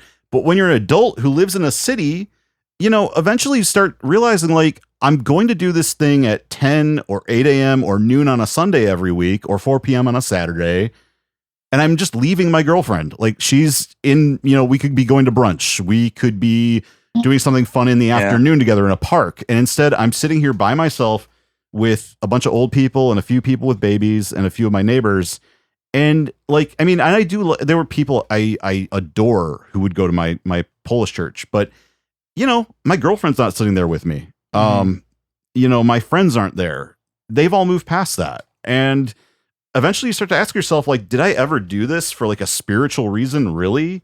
Or is it because this was how I built community as a child? But living in a city, we build community different ways if we're not in church. Like so many people I know are in the arts. You have arts communities. In theater, you have family that way. In the music scene, you have like people who, do stuff on the weekends. Like there's just different ways to build community when you live in an urban city where there's a lot of shit going on versus living in like a suburb or a rural town where everybody does the church on Sunday, right? Mm-hmm. I will say that, that is one of the things I do miss about going to church every week is the sense of community, the sense of belonging. And I struggle to get that back. And, I live in Chicago, and I'm trying to find a community there. It's hard, especially post COVID. Yes. Yeah. Where like, which, I can't use that as an excuse because even before COVID, I struggled to have a reason to get out of my room, get out of bed, where like a lot of times I could go to a comedy show or an improv show or a bar and hang out with my friends. But like, I would often find myself just chilling in my room, watching stuff on Netflix and YouTube for 6 hours. But a lot of that too is saving money, man. I mean, everyone's overworked right now. The companies we work for all want us to work, wear like 3-4 hats more than we should be. People are underpaid. People are overworked. Healthcare is expensive. We don't have free healthcare in this country. Food is expensive. Going out in Chicago is really fucking expensive. So a lot of times it's just you justify it by we don't have free third spaces to go to other than churches, and a lot of us don't feel like we're welcomed or belong in a church because of our experiences. So it's like, what do? All the secular third spaces are quickly disappearing, have been for a while, and we don't prioritize that. So and really it's to the benefit of the people who own these companies to not give us that or let us have that because we're workers. We keep the money flowing. And you start letting us build community, and then we're like, oh, well, I'd like to have a Saturday and Sunday off for my kids. And it's like, no, we'd rather have you working on Saturday or working the night shift. So that's part of my theory about what's going on, too, is everyone's just stressed out, overworked, the world's on fire.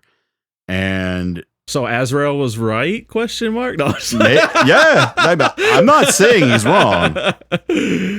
Oh, my God. So anyway, I'm curious, we've talked about, we're talking about the fact that like, church does play this role, obviously. And I think this movie is Kevin Smith searching for how do I keep this thing, the things I love about this thing while not throwing away, while throwing away the things that I just don't relate to with it.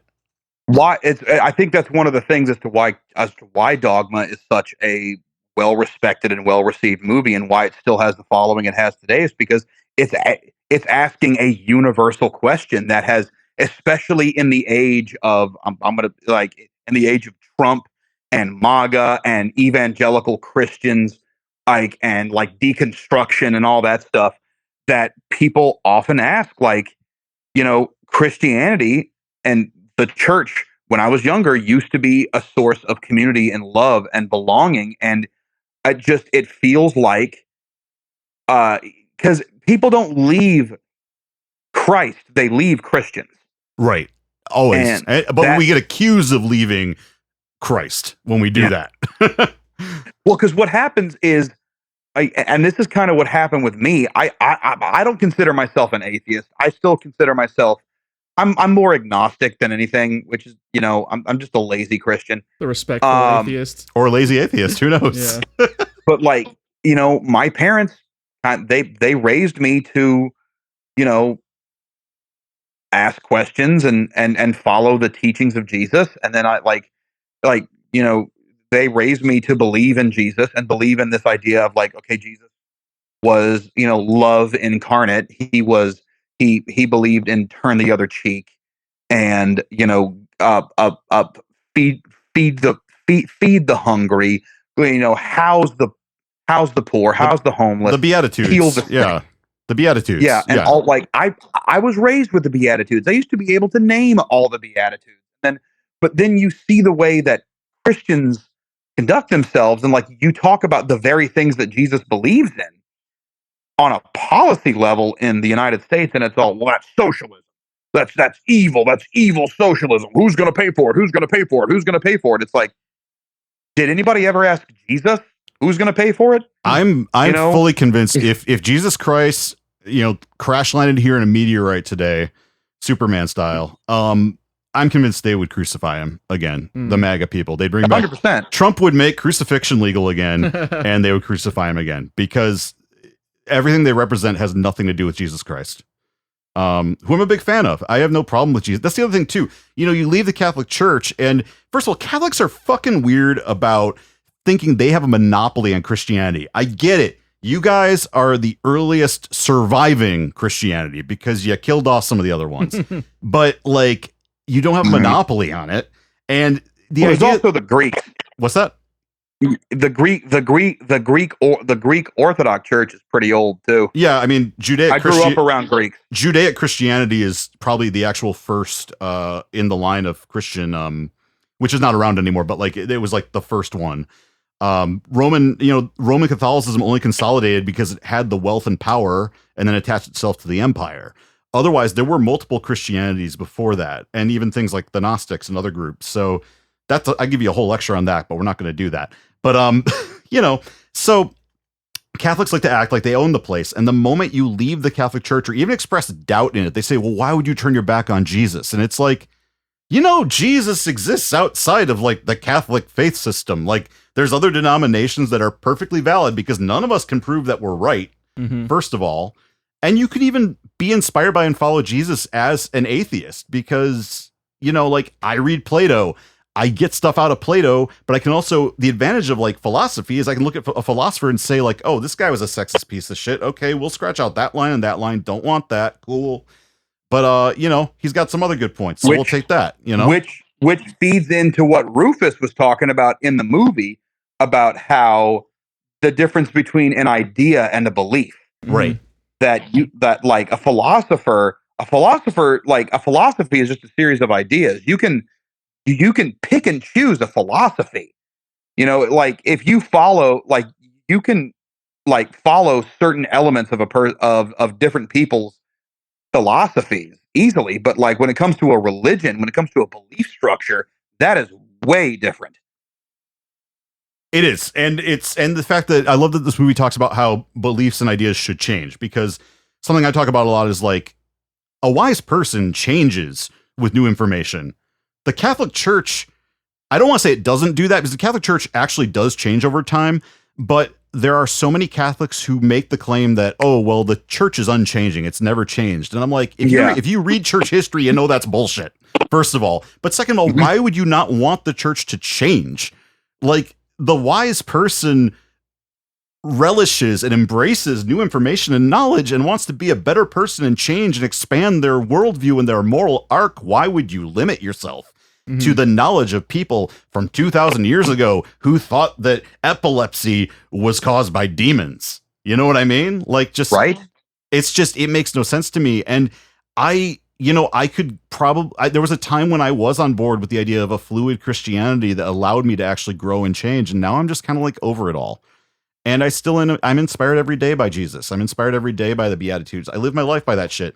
But I struggle with, like you said, Christians. And of course, now people, when you say that to them, they'll say, well, you shouldn't leave the church for flawed men or broken men. And I'm like, it's a hell of a lot of broken men, guys. It's not like one guy. It's baked not like into, you're making it sound like it's a couple of bad apples. No, it's baked into the system.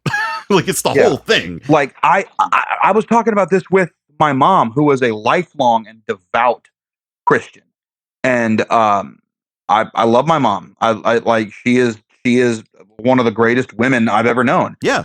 Same But here. I like one of the things I talked about was like I said before about like one of the reasons that people leave the church is not because of Jesus. It's not because of Christ. It's because of the Christians. And it's like, well, we're all imperfect beings. It's like, right. But the whole idea of like being an imperfect being is you recognize where you are flawed and you strive to change it. You strive to be more Christ-like. We don't see the striving. We don't see the people striving to change. We see like when I see so-called Christians holding public office and actively espousing ideas that are antithetical to the teachings of Christ as public policy. That's not, you're not striving to change. It's like when somebody says an apology means nothing if you don't change your behavior. There's no change of behavior. There's no even attempt at a at trying to be more like Jesus. It's just okay. So I live in Houston, and it's where I currently am right now. And Houston is the location of Lakewood Church with Joel Osteen. Oh, and man. Okay. Lakewood Church is where the Summit used to be, which is where the Houston Aeros played. It's where a lot of great concerts happened in the 70s and the 80s. One of Kiss's best shows, honestly, in like 1977, I think, was at the Summit in Houston. Wow. Okay. But, you know, it's Lakewood Church. It's a mega church. And you can spot it driving down I-59 because it is one of the few places where Joel Osteen's name is bigger than the name of the church. That's on the side of the building. I mean, that's just idolatry at that Lakewood point, right? Church. That's just idolatry. Yeah, it's Lakewood Church with Pastor Joel Osteen. Yeah, I mean, if anyone represents the Buddy Christ grift more than anyone else, it's Joel Osteen. Yeah, in fact, the Buddy Christ image, kind of actually looks like Joel Osteen. Like, now I gotta go look. You put them up against each other, but like Joel Osteen is one of those guys who's just like Ken Lockwood for example, just a perfect stand-in for just the excesses and the grifting of modern day Christianity, because he preaches the prosperity doctrine, right? Which is like Jesus wants you to be successful. You're successful and wealthy because of your love for Jesus. Well, I'm like, and more importantly, if you aren't wealthy and successful, it's your fault. It's a moral failing. You've not prayed enough. You've not given enough to the church. You've angered God somehow. And oddly, this has crept into American Catholicism. I mean, I've been met my whole life with claims that like, oh, well, obviously you don't have this job because you're not following God's plan. Or if you want this job, you need to follow God's plan. And I'm like, I don't think God gives a fuck what job I do, really. Yeah. I think he cares about me being a good person, taking care of the poor, looking out for other people, being compassionate, not being a total piece of shit. And it's weird how that's like infected even like Catholicism, which should have been shielded from all that shit, but it's not. And I think that's what's interesting about this movie at the end of the day is like this movie, for its flaws that we've talked about, I think it really does a great job of presenting the questions a lot of us have asked in that process. And it's funny that like now Kevin Smith is an atheist at this point, or at least, I mean, he's a non-Catholic, I should say. I think he said he's an atheist, but I do want to like leave that open just because I don't want to speak out of turn on that point. But it's, you know, a lot of us ask these questions and we're met with terrible answers. We're met with answers that don't really lead us anywhere. So where do we end up? Not in the church, because like there isn't, the end game is to keep you trapped in and obeying and not questioning. So when you start asking questions, the best thing they can do is find ways to get rid of you, push you out essentially by not answering your questions in a way that is like actually helpful. It's just like, well, you don't believe enough. Okay, great. Well, that's not helping me at all. So, and on that note, I think I don't know if this was Mark Maron or not, but there was a comedian I remember. He was just like talking about like homeschooling and like how homeschooling relates to just like there's like this there's oftentimes a religious bent to homeschooling, and he says like what kid wouldn't prefer that? If you're 8 years old, you say, hey Billy, you want to learn about biology, or do you just want to say Jesus did it and go outside? homeschooling could be its own episode, honestly, but we're not you're wrong about. So I think we don't need to cover that right now. Yeah. Well, a lot of people, my point with that is that a lot of people in the realm of like that kind of stuff those are very hard questions to ask. They're like, when you have these existential, questions of faith and morality, and they're hard questions to ask. And a lot of people just aren't prepared to do that, but they don't want to say, I don't know. They don't want to admit that they don't have the answers, because they just like everybody else were raised to believe that Jesus has all the answers. But when you're 6 years old, that works. But when you're 26, 36, well, that's why you have that's why you have apologists, though.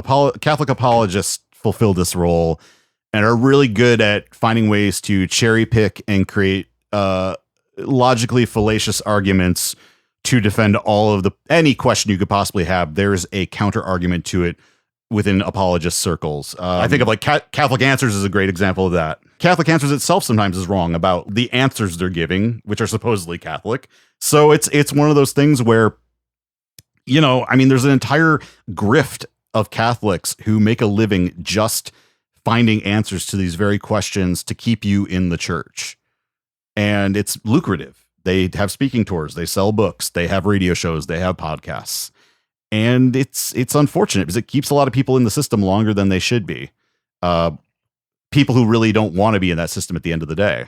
It's one of the reasons why Dogma is such a good film, because it helps ask these questions in a very entertaining way. I think it's a good time. This is a good transition point to look at what the Catholics had to say about this movie and really get into the controversy behind this film, because that's what we are interested in here at Morally Offensive, controversy. So let's go to ads and we'll be right back.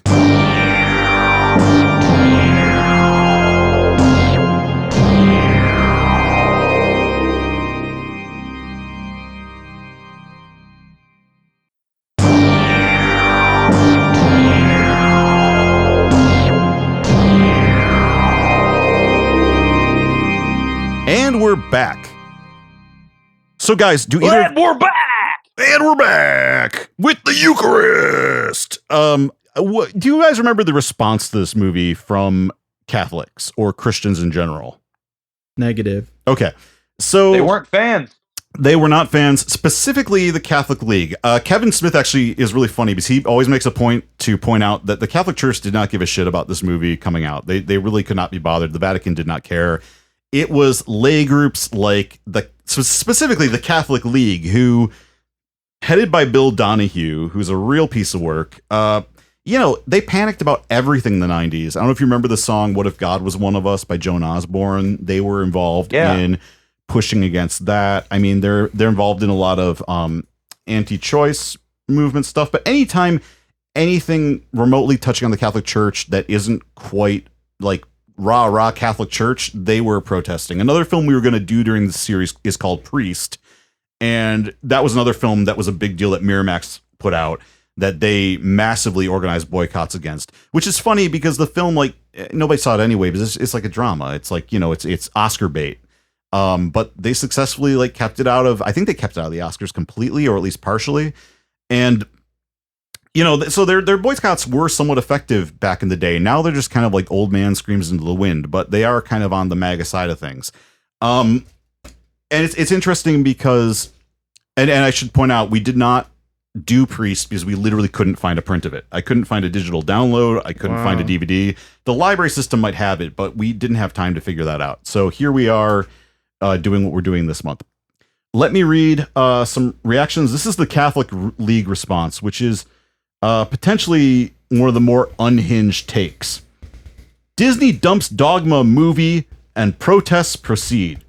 In what will surely be remembered as one of the biggest victories in the history of the Catholic League, Disney CEO Michael Eisner bowed to pressure by putting the squeeze on Miramax co-chairman Bob and Harvey Weinstein, effectively telling them that the Disney Miramax label will not appear on the new anti-Catholic movie Dogma.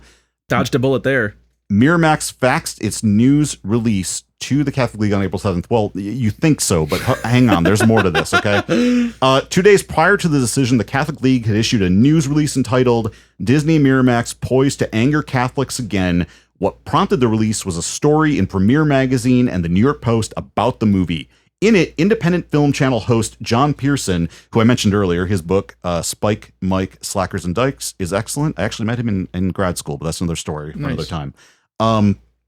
Was quoted as saying, the Catholic League probably will have a problem. Just last December in Playboy, it was said, if members of the Catholic League don't picket this one, they're comatose. Okay, guys, so Playboy said that. Very funny. Good joke, Playboy. The League's recent actions were antedated by a letter of July 17th, 1998 from William Donohue to Michael Eisner. From what I've learned, Donohue said of the movie, it looks as though Catholic sensibilities will be offended once again. He then said, perhaps it is not too late for something to be done about this. Eisner never replied. The latest propaganda is that writer-producer Kevin Smith is a devout Catholic. Nonsense. I stuck it out as a Catholic for a long time, he's quoted as saying, but in the end, you know, it's called the celebration of the Mass, but it's no party. No one's having a good time. That last part's a quote from Kevin Smith, and the Catholic League is shitting on him for being Catholic, a Catholic they don't like. I'm going to move upwards to, this is the actual USCCB review. This is what we normally pull from for our weekly reviews. Sophomoric religious satire in which an angel, Alan Rickman, persuades the last descendant of Joseph and Mary to leave her job in an abortion clinic to go to a New Jersey church to stop a pair of fallen angels from regaining heaven by means of a plenary indulgence.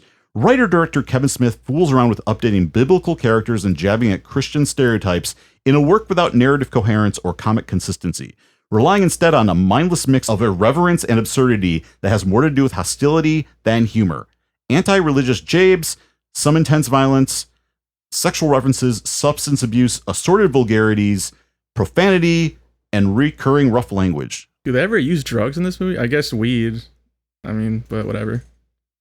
Yeah, I don't remember. Jay. Well, just Jay smoking Jays. Jay's just always talking about joints in this movie. I've also pulled some like letters to the editor from this period from Catholic newspapers just because they're funny as hell and worth reading. This is from the Clarion Herald, December 1999. The title from the author is Disrespectful Movie. This was a write-in letter from a Bertie Marie Taylor. I really am appalled at the open attacks of persecution toward our Blessed Mother, our Lord and Savior Jesus Christ, and the Holy Catholic Church. On November 12th, the movie Dogma was released at the following theaters: Bella Promenade, Canal Place, and United Artists. The caption on the movie poster screams, "Get touched by an angel," and "wildly irreverent." Is this supposed to make our young people better? It is consistently vulgar, agonizingly foul-mouthed, and distasteful. Kevin Smith is the inventor of this indignation. And as for Disney, they want us to believe that they are a family-oriented business. Really. Miramax Films is a subsidiary of Disney which funds this kind of filth. This is not the first time either. There was an article in the Times-Picayune on Tuesday, November 23rd, page A8, regarding a so-called spiritual artist, Andres Serrano. He uses his own body fluids of all sorts to express his unholy ideas. The information in this article is shocking and the most disrespectful trash that is beyond anyone's imagination. What pleasure could anyone possibly get out of doing such awful and unspeakable horrors, and to our beloved creator, no less? Everything that I have related to you has been extremely upsetting and heart-wrenching. We must defend this beautiful gift of faith that is a God-given privilege to have. We must pray for the conversion of sinners, as the Blessed Virgin Mary has asked us to do. Quote Father Sid, when Christ is attacked, he becomes stronger. When he becomes stronger, we become stronger if we are one with him. So this is the general temperature. Now, I do want to explain something I mentioned earlier. Is what ends up happening is Harvey has a new company called Lionsgate. Mm-hmm. So he actually takes the film and moves it over to Lionsgate, which from what I understand is owned by the Weinsteins, but not affiliated with Disney, is how I understand the relationship. Obviously, this changes over time. There are buyouts, different mergers and whatnot. Obviously, now we just have behemoth conglomerates of all these different mini studios. But at the time, Lionsgate was new.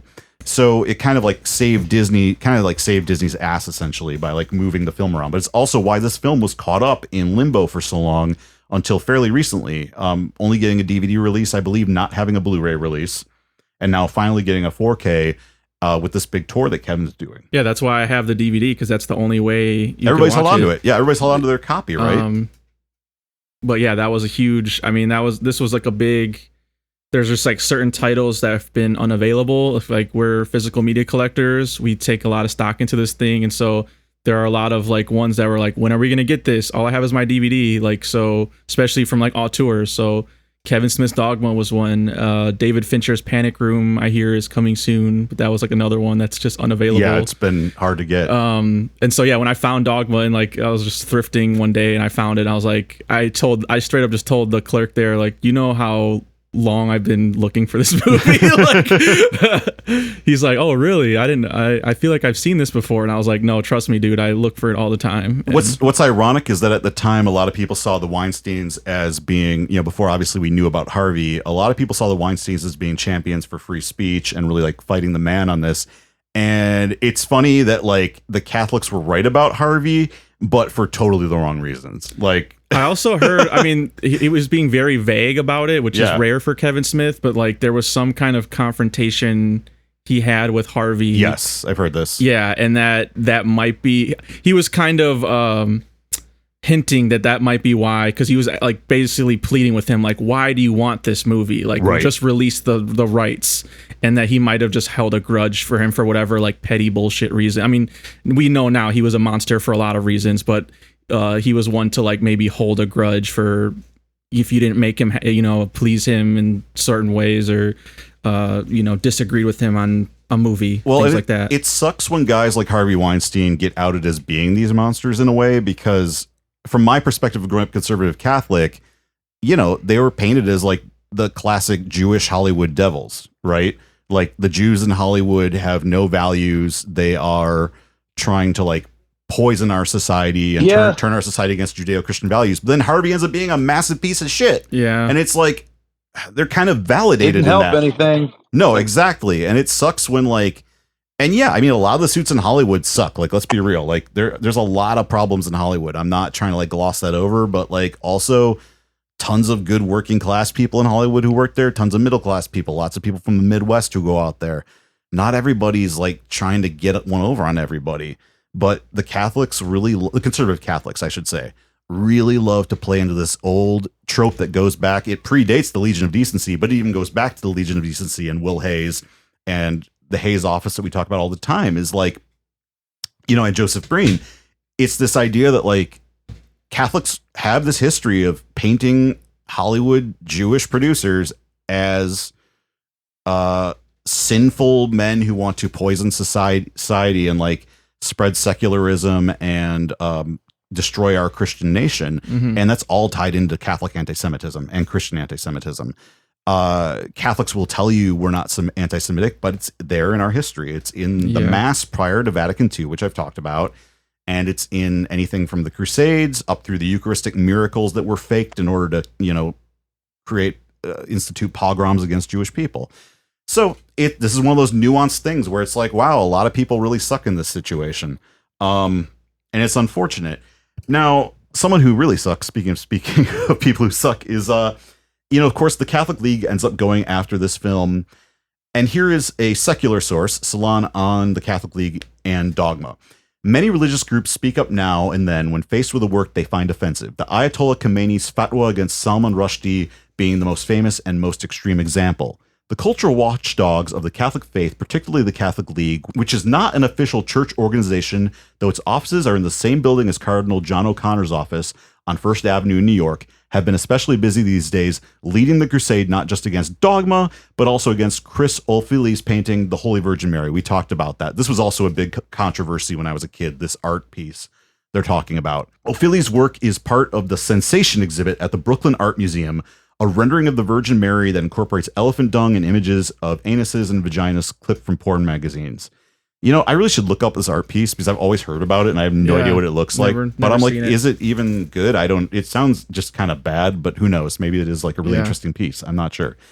That's the thing too. A lot of times they lose their shit over things that inevitably just disappear because they end up not being that great. Yeah. Or like not a big deal like Dogma, where it's just, it's a film. It's a good film. It's not really that offensive.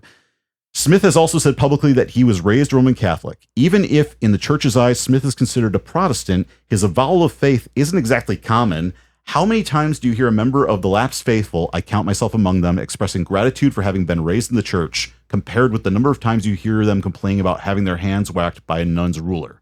But in the church's eyes, Smith isn't playing by the rules. He's gone and thought for himself, which probably isn't considered as bad a sin as murder, but may come in a notch above adultery on the scale. But worst of all, it's a shame that the noises made by the most vocal Catholic groups will probably keep many Catholics away from Dogma. They'll never know how joyful the movie really is. Celebrating your faith, as either Smith or Philly could tell you, is a very delicate business. Just look at what happens when you praise it like you should. And I do want to point out real quick, to kind of wrap this section up, the Catholic League's mission is to defend the right of Catholics, lay and clergy alike, to participate in American public life without defamation or discrimination. So they're motivated by the spirit of the First Amendment. They want to protect the right of free speech and freedom of religion for Catholics, right? However, a lot of Bill Donohue's mission is about limiting the rights of others. They are very involved in campaigns against pro-choice policy. They are against government-funded contraception. They're against evidence-based sex ed. They support abstinence-based sex education in secular schools. So they're not just going after the entertainment industry. This is bigger than that. And they really try to sabotage the rights of others. They even lost it on George W. Bush famously in 2005 when George W. Bush sent out holiday cards from the White House and not Christmas cards. Bill Donohue said, the Bush administration has suffered a loss of will and they have capitulated to the worst elements in our culture. And probably most disgustingly, and I have to bring this up because fuck Bill Donohue, he has repeatedly defended molester priests and said the church doesn't have a pedophile problem, it has a homosexual problem, and that homosexuals need to be rooted out of the church. And trying to reframe it. Yeah. That's just fucking disgusting and inaccurate. And he's done a lot of damage among Catholics. There are tons of older Catholics and younger Catholics too. Tons of Catholics really who believe this bullshit, who believe that they literally believe that the Catholic Church's molestation problem is a homosexual problem and not it's a gay problem. I'm going to say, because I hate using that word that way, but it's a gay problem and not a pedophile problem. And we all know the real problem is it's a predator problem. Sickos, yeah. It's sickos. It's guys with people who want power and access to children. Mm-hmm.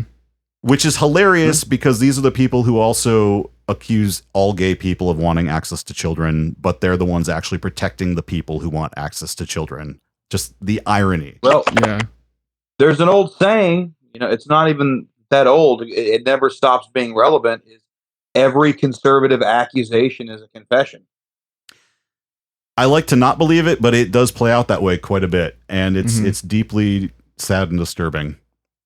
Well, let me ask you, guys, given all of this information about the movie, the controversy, what do you think of this movie? Do you think the Catholics, first of all, were they in any way justified in their fears and concerns about this movie, or do you think that was overblown? Ross, why don't you start? It's been a while. Yeah. I mean, you grew up. It was definitely overblown. Comedy film. I mean, yeah. Religious fear is always overblown. There's no justification for the kinds of fear that religious groups put out there to try and, it's a movie. It's for entertainment purposes. Yeah, and something we found with this podcast is so many of these movies they took the time to label as morally offensive and took the time to condemn are actually almost always worthwhile movies to watch, even if they maybe aren't perfect or they have issues. Whereas, there are tons of movies that don't even end up on these lists that essentially are, there are a lot of trash movies that just fly under the radar of these people. The reason they pay attention to these is that they're actually almost always good movies or movies worth talking about on some level. And I think it's just that they're worried about good movies that portray a message that they don't agree with versus they just ignore movies that are far more offensive because they realize that they don't have that kind of storytelling power behind them. No, yeah, I'm always going to agree with that too. It's a movie. I mean, just like the Last Temptation of Christ that we did, they even put text at the beginning of the movie saying that this is just a movie. That's what the title card's for. Yeah. Yeah. We'd made that joke on that episode, and it's true. I like that text too of like, he says at the beginning, Kevin Smith wrote like, God has a sense of humor. How do you explain the platypus? And then has another text card after that, I love being that like, so much. I apologize for anybody. That was such a Monty Python moment. And the fact too that we talked about, like, it's mainly focused on Catholicism, but there's so much murkiness with characters and stuff that's not in the Bible that they're taking offense to that. But it's also like, well, did you want him to like tackle people that are actually in the Bible then you would still be upset, you know what I mean? So I don't know. Right. Well, that's the thing. It's just there's no winning with these people. No, at all. So Ross, would you recommend this movie to somebody? Does it have your imprimatur? Or the imprimatur is a papal seal of approval that we give these movies. You can also recommend it with a conditional imprimatur or like not even imprimatur, because like sometimes people are like, I recommend this, but not like blindly. You know what I mean? Mm-hmm.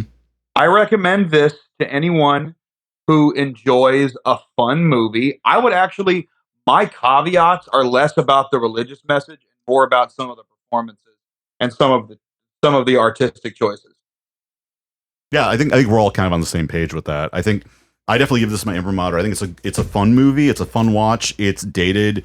It's not perfect. It's definitely great Comedy Central fare, but it's also like I have to respect the genuine, heartfelt struggle of faith behind this movie that comes out through Kevin Smith's work. And really, that's, I think, what makes this one of his probably one of his most solid films, honestly, just because like it is that personal struggle of faith. And it's really, he's being naked about it, because it's like very much, you can tell his stuff coming out, you know, the stuff you're dealing with when you're going through all that. So I really appreciated that about it.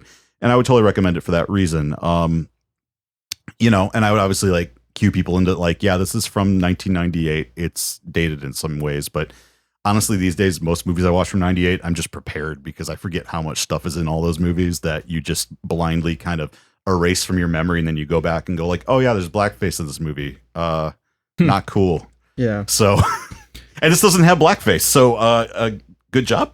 It's also aged better than Chasing Amy, which is in the Criterion Collection, and that's wild. Still, the fact, well, but like back when that happened, it was seen as being his kind of progressive, prestigious indie feature. Talking about, we won't talk about that now, because that'll be its own episode. But like, yeah, I mean, that's the thing. Like, this is, I think this holds up better than Chasing Amy for sure. And that's what I was gonna say. Is like, I think it is one of my favorites from Kevin Smith, just because of that. Like how some of them have just not aged as well.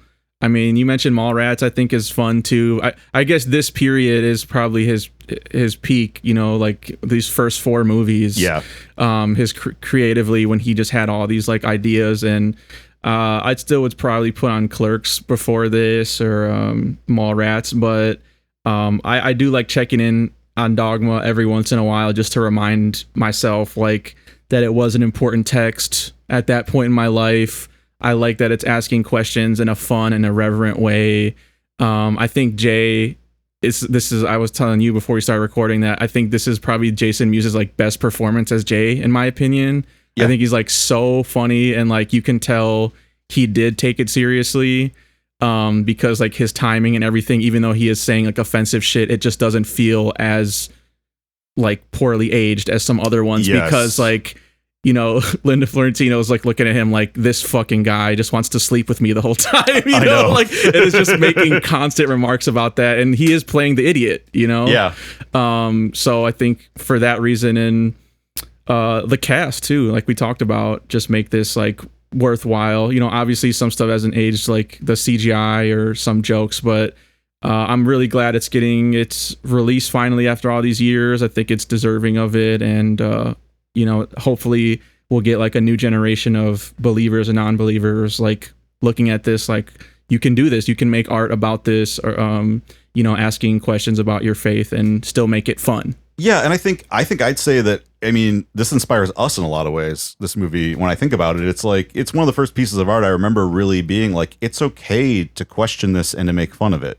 In a way that might not always be respectful. Yeah, I didn't even talk about, I do remember the first time I watched it in full, not on Comedy Central. I was with my college roommate at the time, and we both went to Catholic high school together, And so it like blew our minds, like watching it, just being like, oh, you can do this, you know, like you can joke about this shit. And like, he was just being like, we were just like kind of, you know, in awe of it, I guess, in that way. Well, and we've talked about my mom's Cheech and Chong albums before, but my mom definitely had those George Carlin albums that were talking about Catholicism. So I had that under my belt coming into this, and then this movie, and it's, you know, it didn't stick right away, but it definitely, like, I grew up with a very distorted, like, you blindly obey the Pope, you obey the church, you don't ask questions. Or you can ask questions, but you need to find the answers. You can't just like keep asking the questions and poking at it. You need to like, here's a book on apologetics, go read it. Here's G.K. Chesterton's Orthodoxy, go read it. That's as important as the Bible, even though it's not actually part of any sort of Catholic canon. You know, and conservative Catholic thought is its own weird thing. And once you realize that the conservative Catholics believe in something that isn't always in line with the Vatican, it's a lot easier to like justify, like, well, I'm not going to believe in the homophobic bullshit, but damn it, I believe in Jesus and the Eucharist is important to me. I'm sticking this one out. I'm going to fight for what's right within the church. This is the framework I have for doing good in the world. And I totally get that. I did that for 38 years of my life. I mean, accurately 20 years, because it took, is that mathing? Yeah, like 20 years of my life, basically.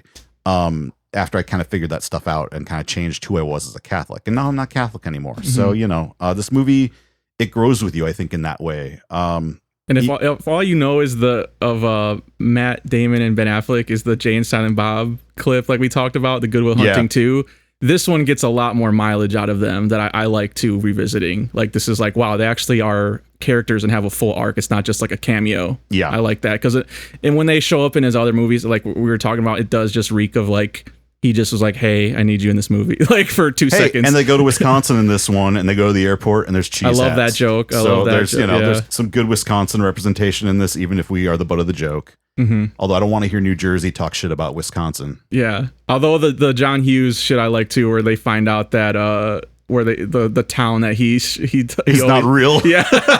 Yeah, guys, it's just the whole North Shore of Chicago is John Hughes. This was country. before the iPhones, when you could just look it up. I guess they just went on faith. Yep. Gotta have faith. Well, anyway, Ross, thank you again so much for joining us today. Where are your socials? Where can people find you? What are you up to?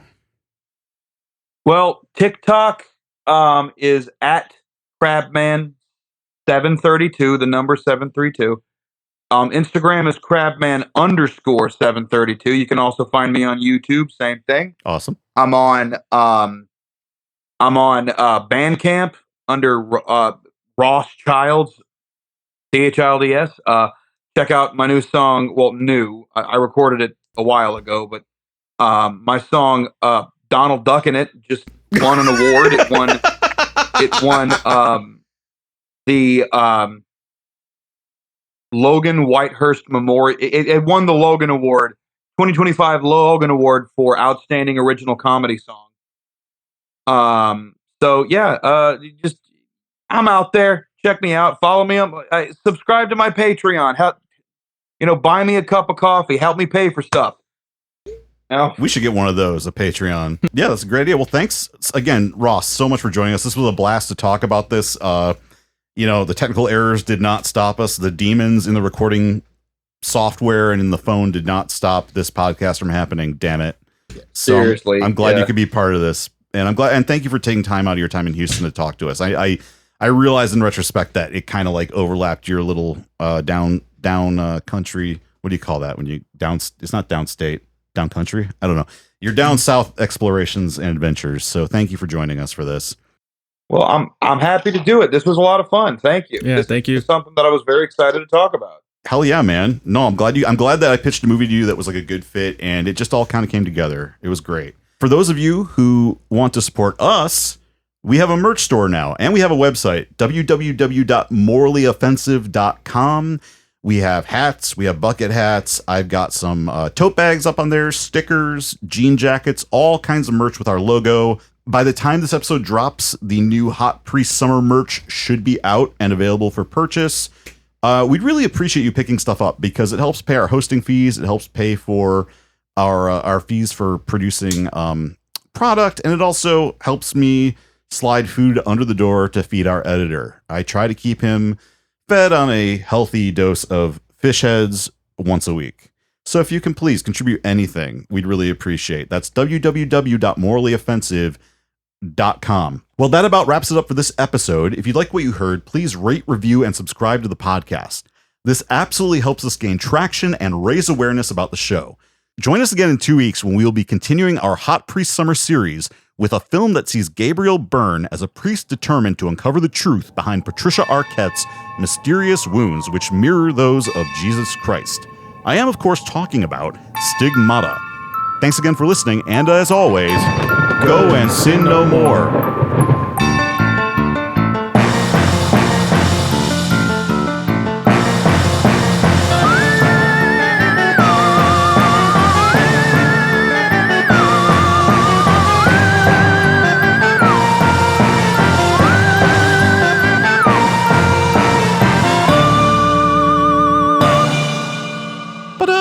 Oh my God, we did it. Oh, guys, thank you. Holy wow. Sorry about all the technical difficulties. I got a bug getting into my sci-fi books. Give me a second. Not the bugs. Is it a locust? I think it's actually a firefly.